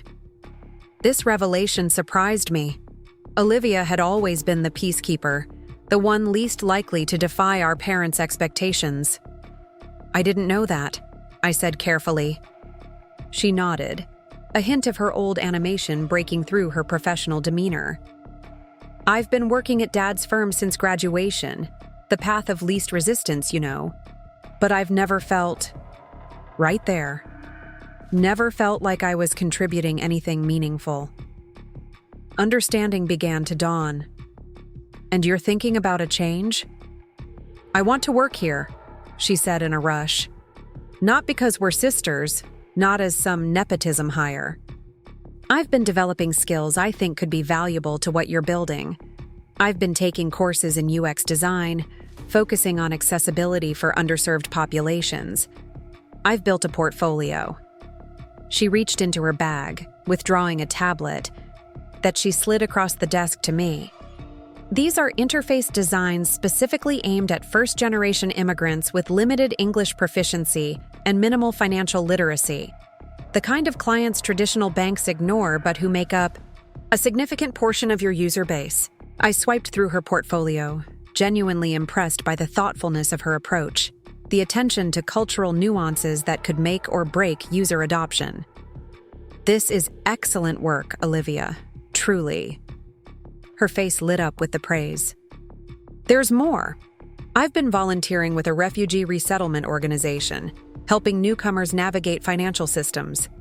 I understand the barriers they face, the assumptions built into traditional interfaces that exclude them." As she continued outlining her qualifications, her passion for the work became increasingly evident. This wasn't a desperate plea for a job or an attempt to ride my coattails. This was a young woman who had found her purpose and was brave enough to pursue it. "Why come to me directly?" I asked when she finally paused for breath. "Why not apply through normal channels?" Olivia looked down, fidgeting with the strap of her bag. "I was afraid HR would see my last name and assume I was trying to use family connections. Or worse, that you'd think I was just trying to get close to you again now that you're successful." "And are you?" The question was direct, but not unkind. She met my gaze steadily. "I want to reconcile with you, yes. I miss my sister, but that's separate from this." She gestured toward her portfolio. "This work matters to me. What you've built here, making finance accessible to people the system excludes. It aligns with values I've been afraid to pursue openly." I studied my younger sister, seeing her perhaps clearly for the first time in years. She had always been the compliant one, the good daughter who never rocked the boat. But beneath that compliance had apparently been a quiet rebellion of her own, less dramatic than mine, but no less meaningful. "Submit your portfolio through proper channels," I said finally. "I won't intervene either way. If your work is as good as what I've seen today, you won't need my help to get hired." Relief and determination mingled in her expression. "That's fair. That's all I wanted. A fair chance." She stood to leave, then hesitated. "Vanessa, regardless of what happens with the job, can we try to be sisters again? Real ones?" And the question held echoes of similar conversations with Alex, with my parents. All of us circling back toward connections we had damaged or abandoned, trying to rebuild on new foundations. "I'd like that," I said simply. "It won't be instant or easy, but I'd like to try." Her smile was worth any residual hesitation I might have felt. "Me too." After Olivia left, I found myself staring out my office window at the city below, contemplating the strange, unexpected ways life circled back on itself. 2 years ago, I had walked away from my family, convinced that separation was the only path to becoming fully myself. Now, one by one, they were walking back into my life, not as the controlling, dismissive forces they had been, but as people capable of growth, of recognition, of change. And I was welcoming them, not out of obligation or weakness, but from a position of hard-won strength and self-knowledge. The greatest victory, perhaps, wasn't in proving them wrong about me, but in proving myself right about what was possible, both professionally and personally, when given the freedom to define success on my own terms. My phone buzzed with a calendar reminder, a meeting with potential community partners in 30 minutes. I gathered my materials, reflecting on how much had changed and how much remained to be accomplished. The building might bear my name now, but the real work of expanding access, of challenging systemic barriers, of creating pathways where none had existed before. That work continued every day, in ways both large and small. As I left my office, I caught sight of the Chen sign visible through the windows of our collaborative workspace. The name represented not just personal validation, but a mission larger than myself. A mission that had room, perhaps, for family members who shared its vision, who brought their own unique contributions to its fulfillment. My brother, who had once dismissed me, now championed my innovations. My father, who had once defined my worth by narrow standards, now acknowledged the value of my different path. My sister, who had once watched silently from the sidelines, now sought to join the work, with passion and purpose of her own. And I, who had once defined myself in opposition to them all, was learning that the strongest identity wasn't forged in rejection, but in integration. Taking what was valuable from the past while creating something new, something better, something that honored both where I had come from and where I was determined to go. The Sonoma vineyard stretched before me in neat rows, vines heavy with fruit ripening in the late summer sun. I sat on the terrace of my parents' vacation home, nursing a cup of coffee as the morning fog retreated toward the distant hills.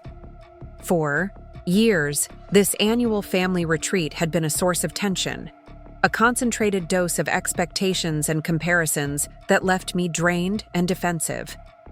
Now, returning after my conspicuous absence, I found myself viewing the familiar landscape through new eyes. "There you are," my mother said, stepping onto the terrace with her own steaming mug. "You're up early." "Old habits," I replied with a small smile. The startup years had trained me to function on minimal sleep, to claim quiet moments wherever I could find them. She settled into the chair beside me, elegant even in her casual weekend attire. "Did you sleep well? I wasn't sure if you'd find the room comfortable after so long." The question contained layers of meaning beyond mere hospitality. Was I comfortable being back? Could I fit into family spaces again after deliberately removing myself from them? "I slept perfectly," I assured her. "Some things feel surprisingly familiar." She nodded, seeming relieved. "And others?" "Others feel different," I acknowledged, taking in the view that had remained unchanged while everything else had transformed. But different isn't necessarily bad. We sat in companionable silence for a while, watching a pair of hummingbirds dart among the flowering vines that climbed the terrace trellis. My mother had always been skilled at comfortable silence, at creating space where conversation could unfold naturally, rather than being forced. "Alex tells me you're considering his proposal," she said finally, "about Chen Financial." I glanced at her, trying to read her expression. "I'm thinking about it. It's complicated." She nodded, understanding in her eyes. "Family businesses. Always are. Your father and I had many discussions when he first took over from his father." This surprised me. "I didn't know grandfather wanted you involved in the business." A small smile played at the corners of her mother's mouth. "There's quite a bit about those early years you don't know, Vanessa." The implication intrigued me. My mother had always presented herself as content with her supporting role, with the charities and committees that occupied her time, while my father built his empire. The suggestion that she might have wanted more, might have faced her own battles for recognition, added a new dimension to my understanding of her. "Like what?" I prompted. She cradled her mug between her hands, gaze distant with memory. "I was actually the one with the business degree when we married. Your father was brilliant with clients, with relationships, but the financial structure of the early firm, that was largely my design." "You never told me that," I said, unable to keep the surprise from my voice. "It wasn't the story your father preferred to tell," she replied without bitterness. "And eventually, with you children needing attention, it became easier to step back, to let him take center stage." "Did you regret it?" The question was direct, perhaps more direct than I would have dared before my time away had reshaped our relationship. My mother considered this carefully. Regret is a complicated thing, Vanessa. I made choices that felt right at the time, given the world as it was then. But watching you, your determination, your refusal to accept limitations others would place on you. I've sometimes wondered what might have been if I'd been a little more like my daughter. The admission settled between us, profound in its honesty. For the first time, I saw my mother not just as a parent who had failed to champion me, but as a woman who recognized in my journey echoes of roads not taken in her own life. "It's not too late, you know," I said quietly. "If there are things you still want to pursue." She smiled, patting my hand lightly. "Perhaps not. Your father's health scare has prompted both of us to reconsider many things." She paused. "That's part of why this weekend matters so much to him, to both of us. It's not just a birthday celebration. It's about acknowledging what we have while we still have time to appreciate it." The simple vulnerability in her voice touched me more deeply than any elaborate apology could have. My parents were acknowledging their mortality, the finite nature of our time together, in ways their formerly indomitable demeanors had never allowed. "I'm glad I came," I said honestly. "So am I." She stood, gesturing toward the house. "The others will be up soon. Your father's arranged a surprise for breakfast.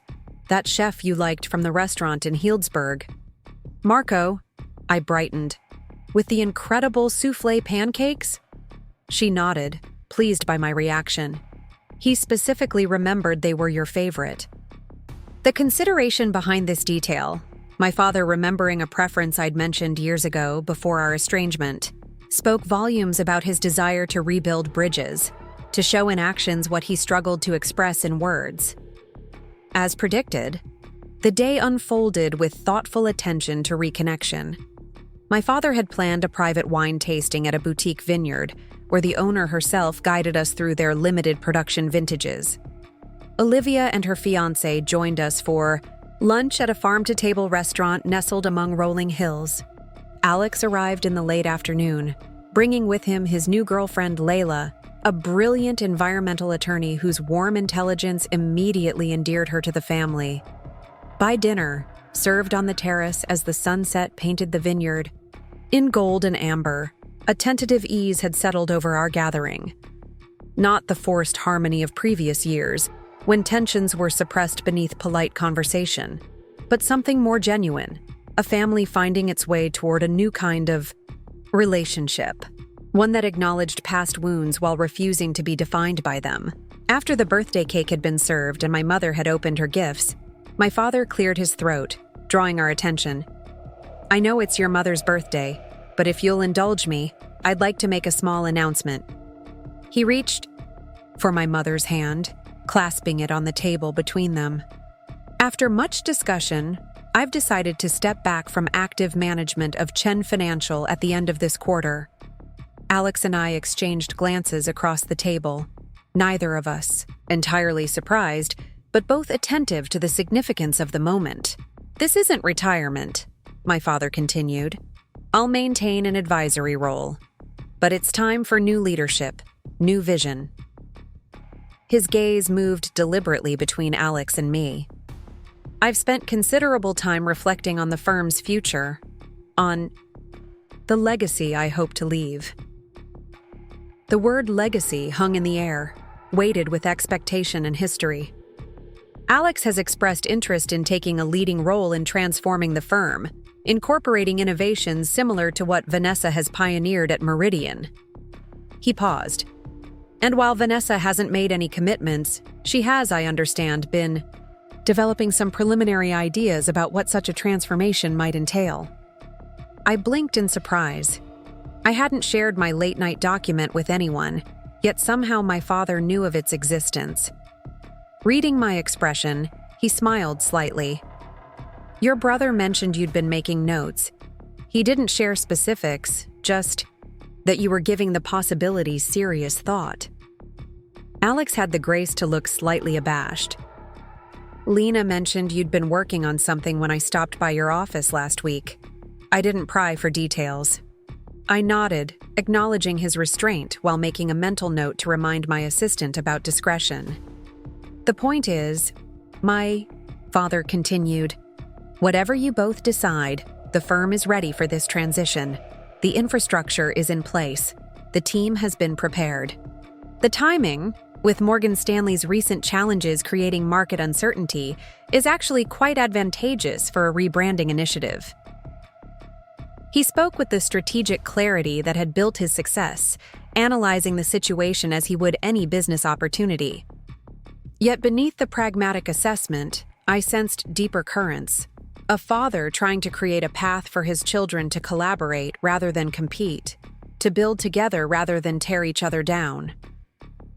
If we were to do this, I said carefully, meeting my father's gaze, it would need to be a true reinvention, not just a surface rebrand.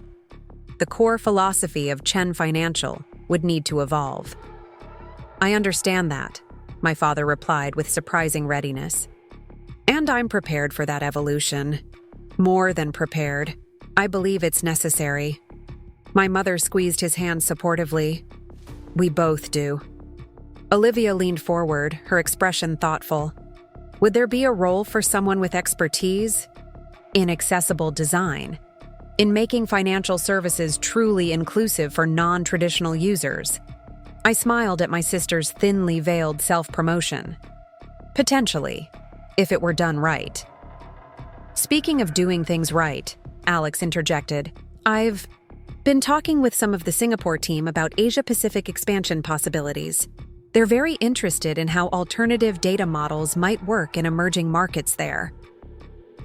The conversation flowed organically from there, each of us contributing pieces to a vision that began to take shape in real time, not just for Chen Financial, but for a new kind of family engagement, one based on complementary strengths rather than hierarchical authority. As the evening progressed and the stars emerged above the vineyard, I found myself seated beside my father at the edge of the terrace, slightly removed from the others who had gathered around the outdoor fireplace. You've given this considerable thought, I observed, nodding toward the animated discussion between Alex, Olivia, and their respective partners.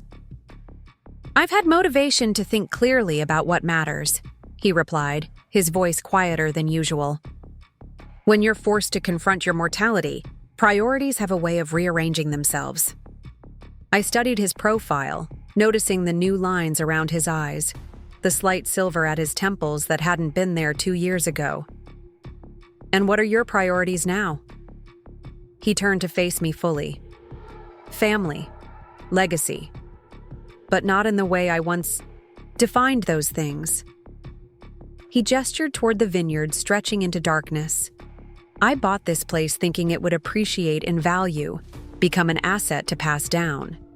Only later did I realize its true worth was in moments like these, bringing us together, creating memories that matter more than any financial inheritance. The sentiment seemed so unlike the father I had grown up with that I found myself momentarily speechless. You're surprised, he noted.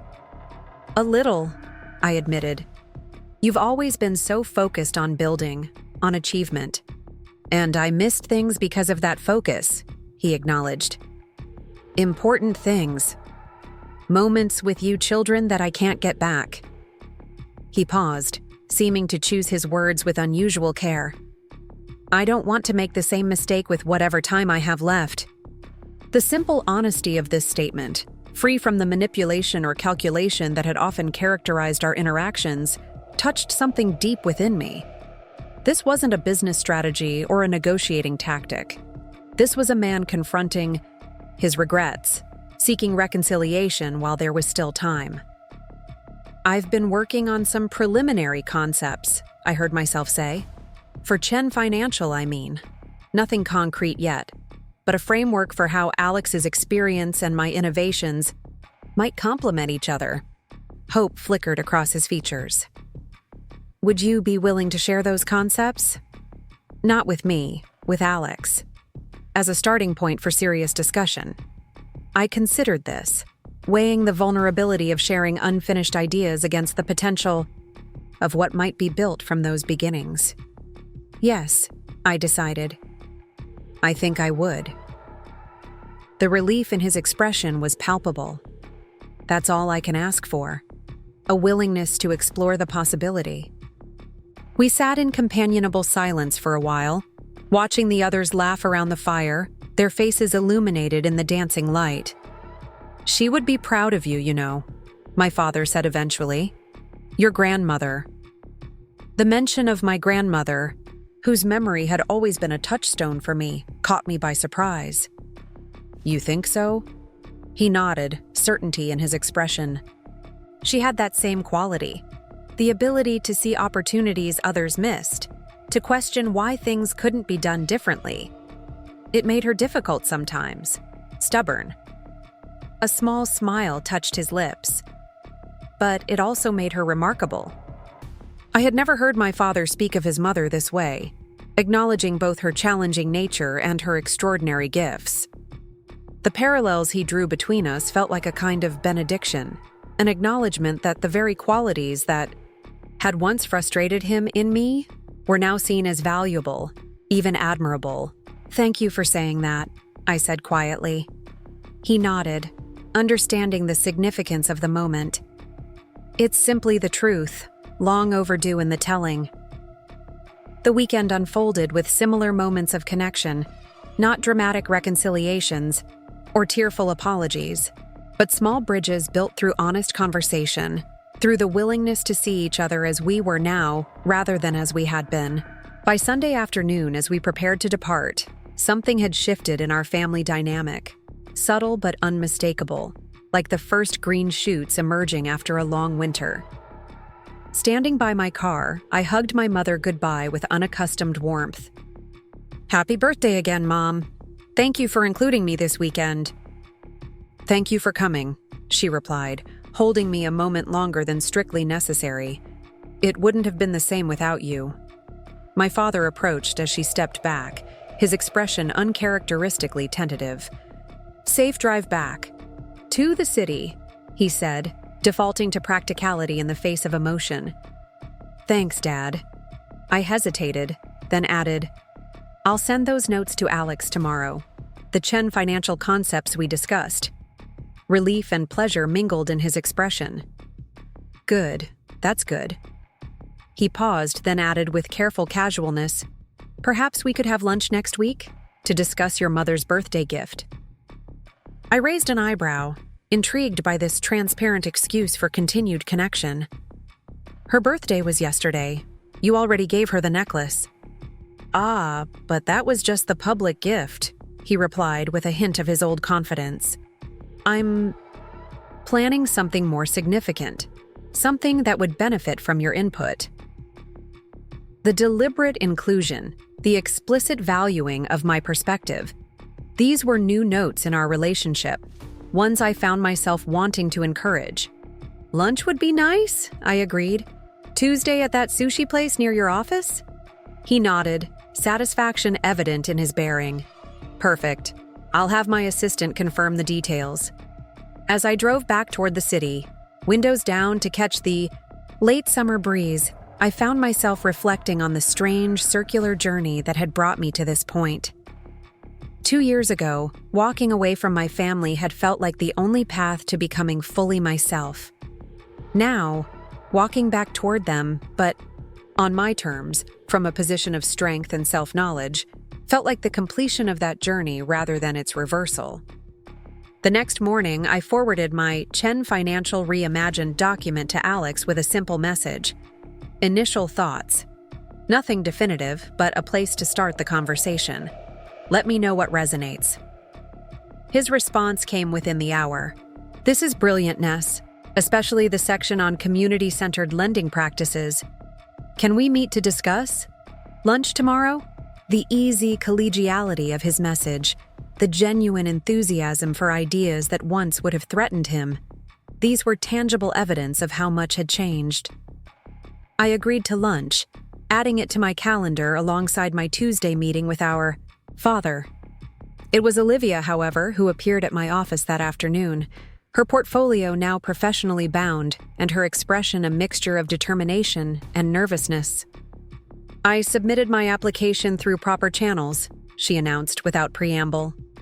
And I've been invited to interview with your UX team next week. That's wonderful, I said sincerely. Though not surprising, given the quality of your work. She fidgeted with the strap of her bag. I wanted you to know that I told them upfront about our relationship. No hiding, no advantages. The integrity of this choice impressed me. That can't have been easy. It wasn't, she admitted. But I want to earn my place here, not have it handed to me because of my last name. She paused. That's something I learned from watching you, actually. The importance of building something that's truly your own. The acknowledgement warmed me unexpectedly. I think you'll do well in the interview. Just be yourself and let your work speak for itself.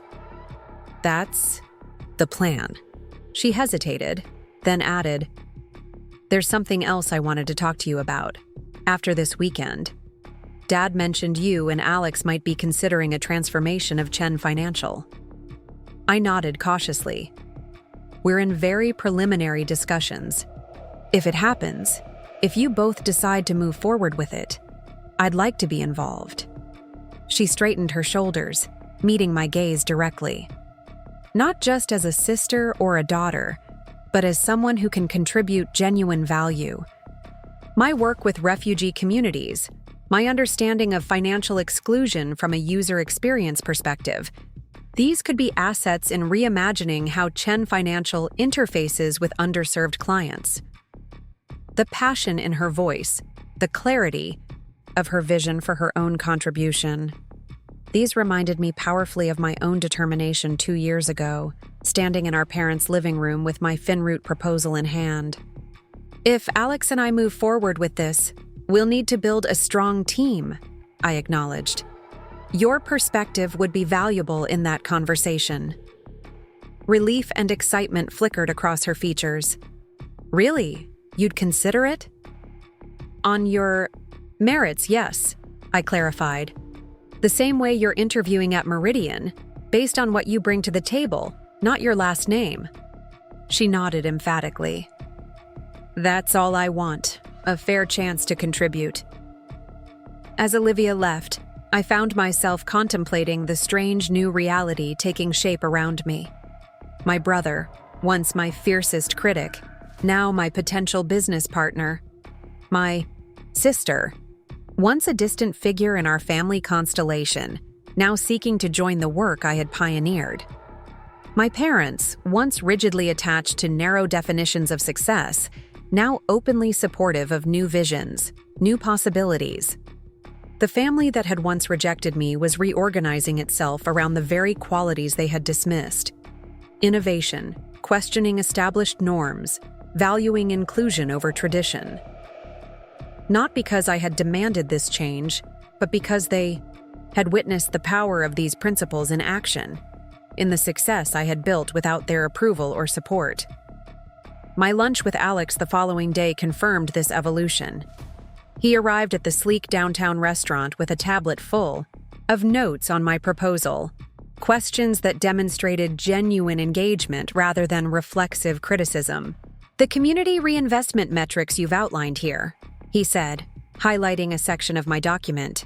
They're brilliant, but I'm wondering if we might expand them to include multi-generational family businesses in traditional immigrant communities. That's actually a gap I was aware of, but wasn't sure how to address, I admitted.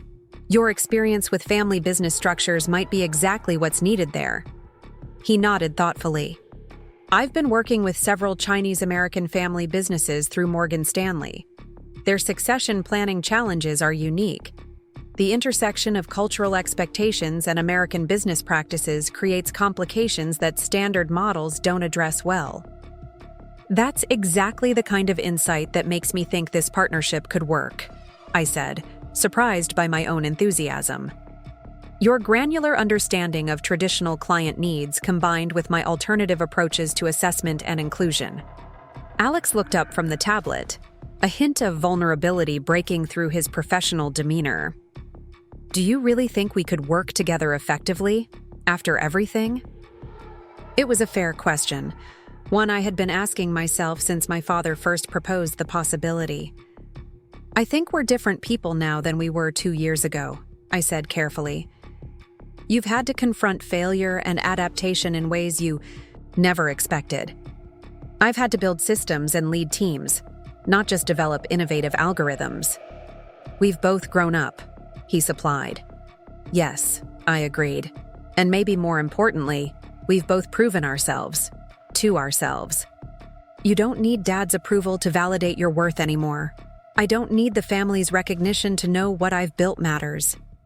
He nodded slowly. "That changes the dynamic between us. Makes collaboration possible in a way it wouldn't have been before." "Exactly." I took a sip of water, gathering my thoughts. "There's something else to consider. The work itself, expanding financial access, creating paths to capital for overlooked communities, it matters. It's more important than our egos, or our history." Alex studied me for a moment, something like respect deepening in his expression. "You really believe in this, don't you? It's not just business for you." "It never has been," I confirmed. "That's what none of you understood when I first presented FinRoute. I wasn't just trying to start a company. I was trying to solve problems that traditional finance refuses to see." "I see them now," he said quietly. "Working with you at Meridian, watching how your models transform possibilities for clients who would have been invisible in traditional systems, it's changed how I understand what finance can be."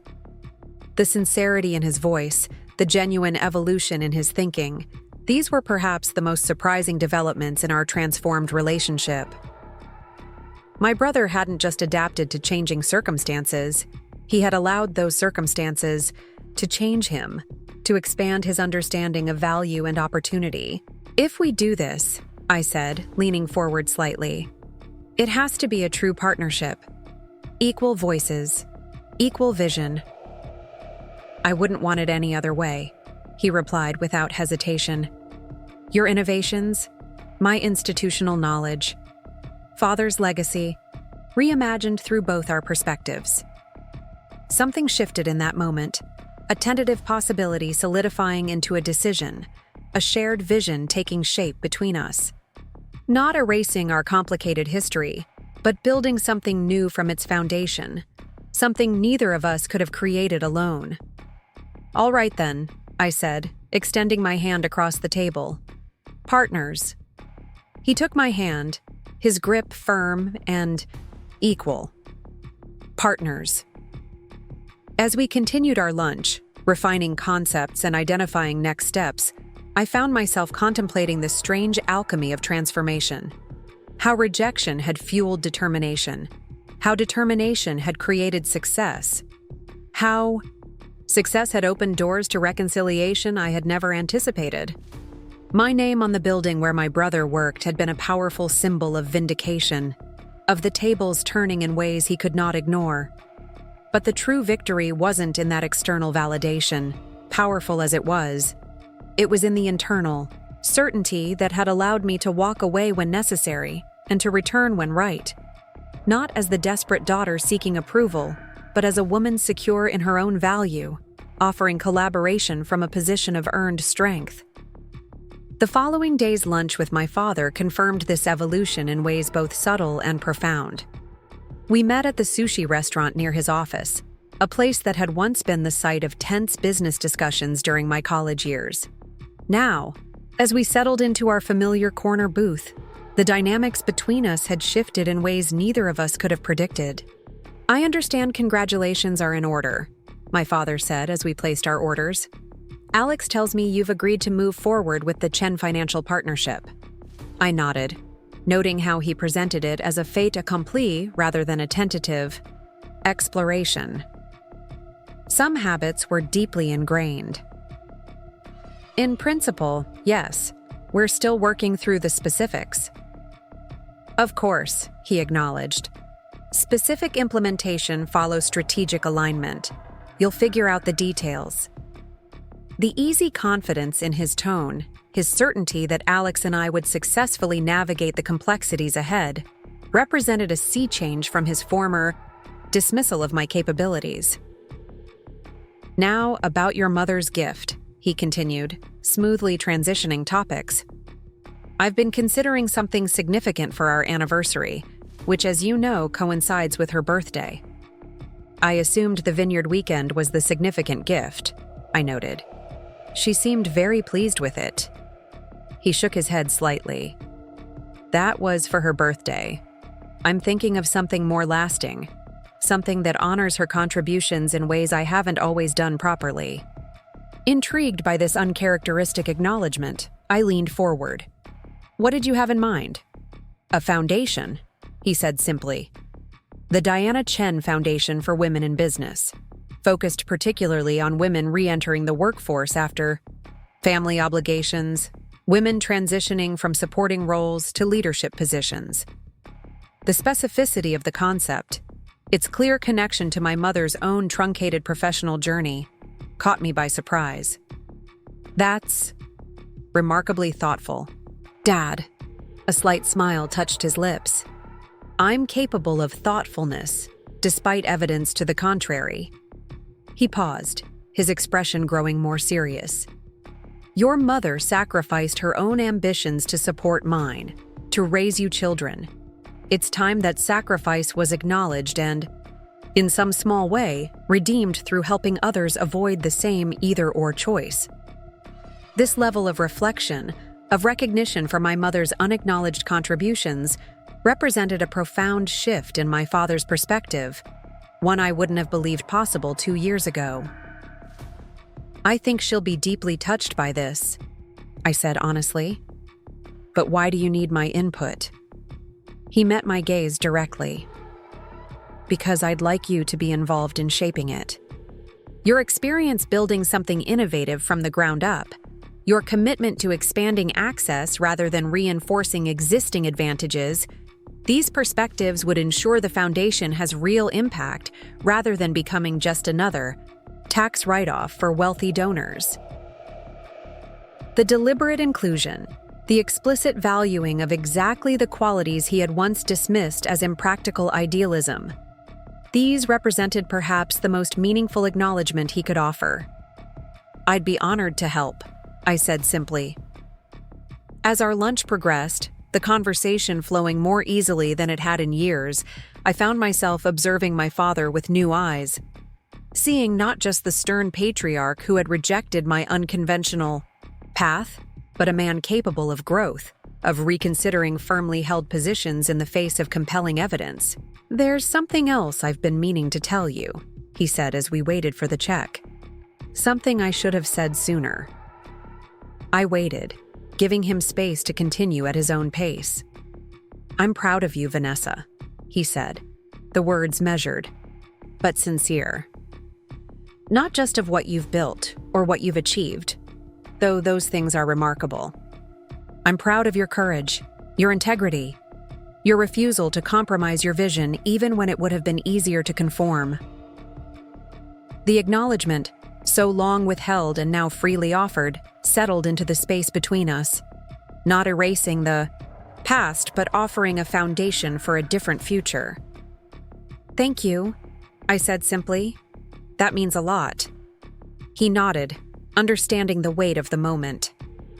"It's long overdue, and I'm sorry for that." As we left the restaurant, stepping into the bright midday sunlight, my father paused on the sidewalk, looking up at the Chen building visible in the distance. "You know, when I first saw your name on that building, I felt something I didn't expect." "What was that?" "Pride," he admitted. "Not the kind that comes from taking credit for someone else's accomplishments. Just pure pride that my daughter had built something significant enough to be recognized that way." He glanced at me, something like wonder in his expression. It made me realize how wrong I'd been, how limited my vision had been for your future. The simple honesty of this admission, free from the calculated gestures that had often characterized our relationship, touched me deeply. This wasn't a negotiating tactic or a strategic concession. This was genuine recognition, freely offered. We all had limited vision, I said, softening the moment for both our sakes. But that's changing now. He nodded, a slight smile touching his lips.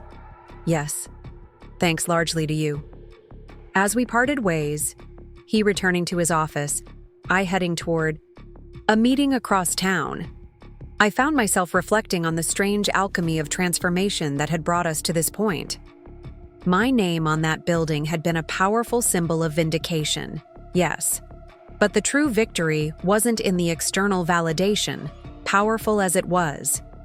It was in the internal certainty that had allowed me to walk away when necessary and to return, when right, not as the desperate daughter seeking approval, but as a woman secure in her own value, offering collaboration from a position of earned strength. The woman who had left her family's house that night, determined to build something of her own, could never have imagined the circular journey ahead. How rejection would fuel determination, how determination would create success, how success would open doors to reconciliation she had never anticipated. But perhaps the greatest triumph wasn't in proving her family wrong about her worth. It was in proving herself right about what was possible when she refused to accept the limitations others had tried to place upon her vision. My name might be on the building where my brother worked, a visible symbol of how far I had come.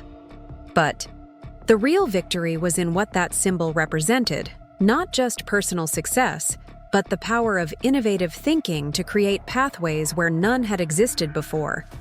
Pathways that could, when built with intention and integrity, create room for everyone, even those who had once closed doors against me, to grow beyond the narrow confines of who we had been into the expansive possibility of who we might yet become.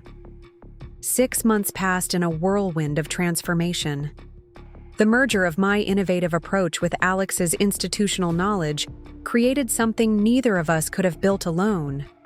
A reimagined Chen Financial that maintained the trusted reputation my father had established while pioneering inclusive practices that opened doors for clients traditional finance had long ignored. The winter morning dawned clear and cold as I stood in the lobby of what had once been my father's conservative financial firm. Today, the building would officially reopen as Chen Innovation Partners, complete with new signage, redesigned interiors, and a mission statement that explicitly centered financial inclusion as our core value. Nervous? Alex asked, appearing at my side in a perfectly tailored suit, his expression showing none of the former smugness that had once characterized our interactions. Excited, I corrected, surveying the transformed space. Gone were the heavy mahogany desks and intimidating formality that had once signaled exclusivity. In their place, a welcoming environment designed with input from Olivia's user experience team, a space that communicated accessibility without sacrificing professionalism. Dad's already upstairs with the executive team, Alex informed me. Mom's handling the press in the conference room. I nodded, taking a moment to absorb the significance of this day. Remember when you used to tell everyone I was the family failure? Alex winced slightly, but met my gaze directly. Daily, usually with that smirk you hated. And now we're partners. Life takes unexpected turns, he acknowledged. Though, I like to think we've both grown enough to appreciate the irony. The elevator doors opened, revealing Olivia in a sharp blazer over a dress that managed to be both professional and distinctly her own style. They're ready for you two upstairs. The unveiling is set for 10 minutes from now. Together, we rode to the executive floor where our father waited with the leadership team we'd carefully assembled, a diverse group of financial experts who shared our vision for transforming access to capital. My mother stood slightly apart, engaged in conversation with James Sullivan, whose strategic partnership had been instrumental in our rapid expansion. There they are, my father announced as we entered, pride evident in his voice. The architects of our future. The phrase would have once felt like hyperbole or manipulation. Now, it registered as simple acknowledgement of what Alex and I had built, a bridge between traditional finance and innovative inclusion, between our father's legacy and our own vision. Everything set, my mother informed us, her natural, organizational talents having found new expression in coordinating today's relaunch. The mayor will make brief remarks, then William, then the two of you for the official unveiling. I nodded, feeling a momentary flutter of nerves. Public speaking had never been my favorite aspect of leadership, but Alex and I had agreed to share this moment equally, partners in this new venture in ways neither of us could have imagined 2 years ago. Before we go down, my father said, gesturing for our small family group to step away from the others, I wanted to share something with you. He withdrew an envelope from his suit jacket, passing it to me with unusual solemnity. This came yesterday. I thought today was the appropriate time to give it to you. Curious, I opened the envelope, Alex and Olivia peering over my shoulders. Inside was a letter from the Financial Innovation Council announcing that Finroot had been selected for their annual Impact Award, the industry's highest recognition for transformative financial technology. They specifically cited your work with immigrant entrepreneurs and women-owned businesses in underserved communities, my father explained, his voice carrying unmistakable pride. The same work I once dismissed as impractical idealism. The acknowledgement so freely given without qualification or diminishment completed a circle I had never imagined possible when I'd walked away from my family that pivotal night. Congratulations, Ness, Alex said, using the childhood nickname that had once been wielded as a diminishment, but now carried only warmth. Well deserved. Olivia squeezed my arm. This is huge. The council rarely recognizes innovation that challenges traditional metrics. My mother stepped closer, her eyes bright with emotion. We are so proud of you, sweetheart, of the path you forged, of the courage it took to believe in your vision when no one else did. For a moment, I found myself at a loss for words, overwhelmed by the distance we had traveled as a family. From rejection to recognition, from dismissal to genuine appreciation. This isn't just my achievement, I said finally. What we're building now, together, it's something more significant than what any of us could have created alone. My father nodded, understanding the olive branch being extended. Partnership has its advantages, he acknowledged, even for those of us who spent too long believing in the myth of the solitary visionary. The announcement over the intercom that guests were assembling in the lobby brought our private moment to a close. As we moved toward the elevators, my mother at my father's side, Olivia already texting updates to her team, Alex fell into step beside me. Ready for this? He asked quietly. I glanced at my brother, once my fiercest critic, now my most committed ally, and felt a certainty that had nothing to do with external validation and everything to do with knowing my own worth. More than ready, I assured him. The lobby had transformed into a sea of faces, employees, clients, press, community partners whose businesses had flourished through our innovative approach to risk assessment. As we took our places beside the veiled sign that would soon reveal our rebranded identity, I caught sight of familiar faces in the crowd. Early clients who had trusted my vision when it existed only on paper, team members who had taken leaps of faith to join an unproven startup, mentors who had offered guidance without attempting to redirect my path. The mayor spoke briefly about economic revitalization through inclusive finance. My father delivered a surprisingly heartfelt speech about evolution and adaptation, about the wisdom of knowing when to step aside and embrace new visions. And then it was our turn, Alex and I stepping forward together to unveil the sign that symbolized our shared future. Chen Innovation Partners, Alex announced, his voice carrying clearly through the crowded lobby, building on tradition while breaking new ground. Our mission is simple but powerful, I continued, finding confidence in the rightness of our purpose. To create pathways to prosperity for everyone with vision and determination, regardless of their background or traditional creditworthiness. As the cover fell away from the new signage, our names presented as equals in the company's leadership, applause rippled through the gathering. I caught my father's eye across the crowd, saw the unguarded pride in his expression, the genuine appreciation for what his children had built upon his foundation. 2 years ago, I had walked away from my family with nothing but determination and a business idea no one believed in.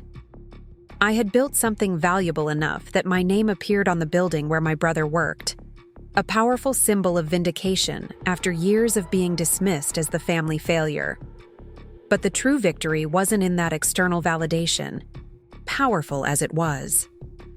It was in the internal certainty that had allowed me to walk away when necessary and to return when right, not as the desperate daughter seeking approval, but as a woman secure in her own value, offering collaboration from a position of earned strength. My brother had once told everyone I was the family failure. Now we stood as equal partners, our names side by side on a building that represented not just financial success, but meaningful impact. The journey between those two realities had transformed not just my professional circumstances, but my understanding of success itself, not as something conferred by others' approval, but as the freedom to define worth on my own terms and to create value that extended far beyond personal vindication. As the formal ceremony concluded and we moved among the gathered guests, I found myself reflecting on the strange, circular journey that had brought me to this moment. The woman who had left her family's house that night, determined to build something of her own, could never have imagined the path ahead, how rejection would fuel determination, how determination would create success, how success would open doors to reconciliation she had never anticipated. But perhaps the greatest triumph wasn't in proving my family wrong about my worth. It was in proving myself right about what was possible when I refused to accept the limitations others had tried to place upon my vision. My name might be on the building where my brother worked, a visible symbol of how far I had come. But the real victory was in what that symbol represented. Not just personal success, but the power of innovative thinking to create pathways where none had existed before. Pathways that could, when built with intention and integrity, create room for everyone, even those who had once closed doors against me, to grow beyond the narrow confines of who we had been into the expansive possibility of who we might yet become. Up next, you've got 2 more standout stories right on your screen. If this one hit the mark, you won't want to pass these up. Just click and check them out.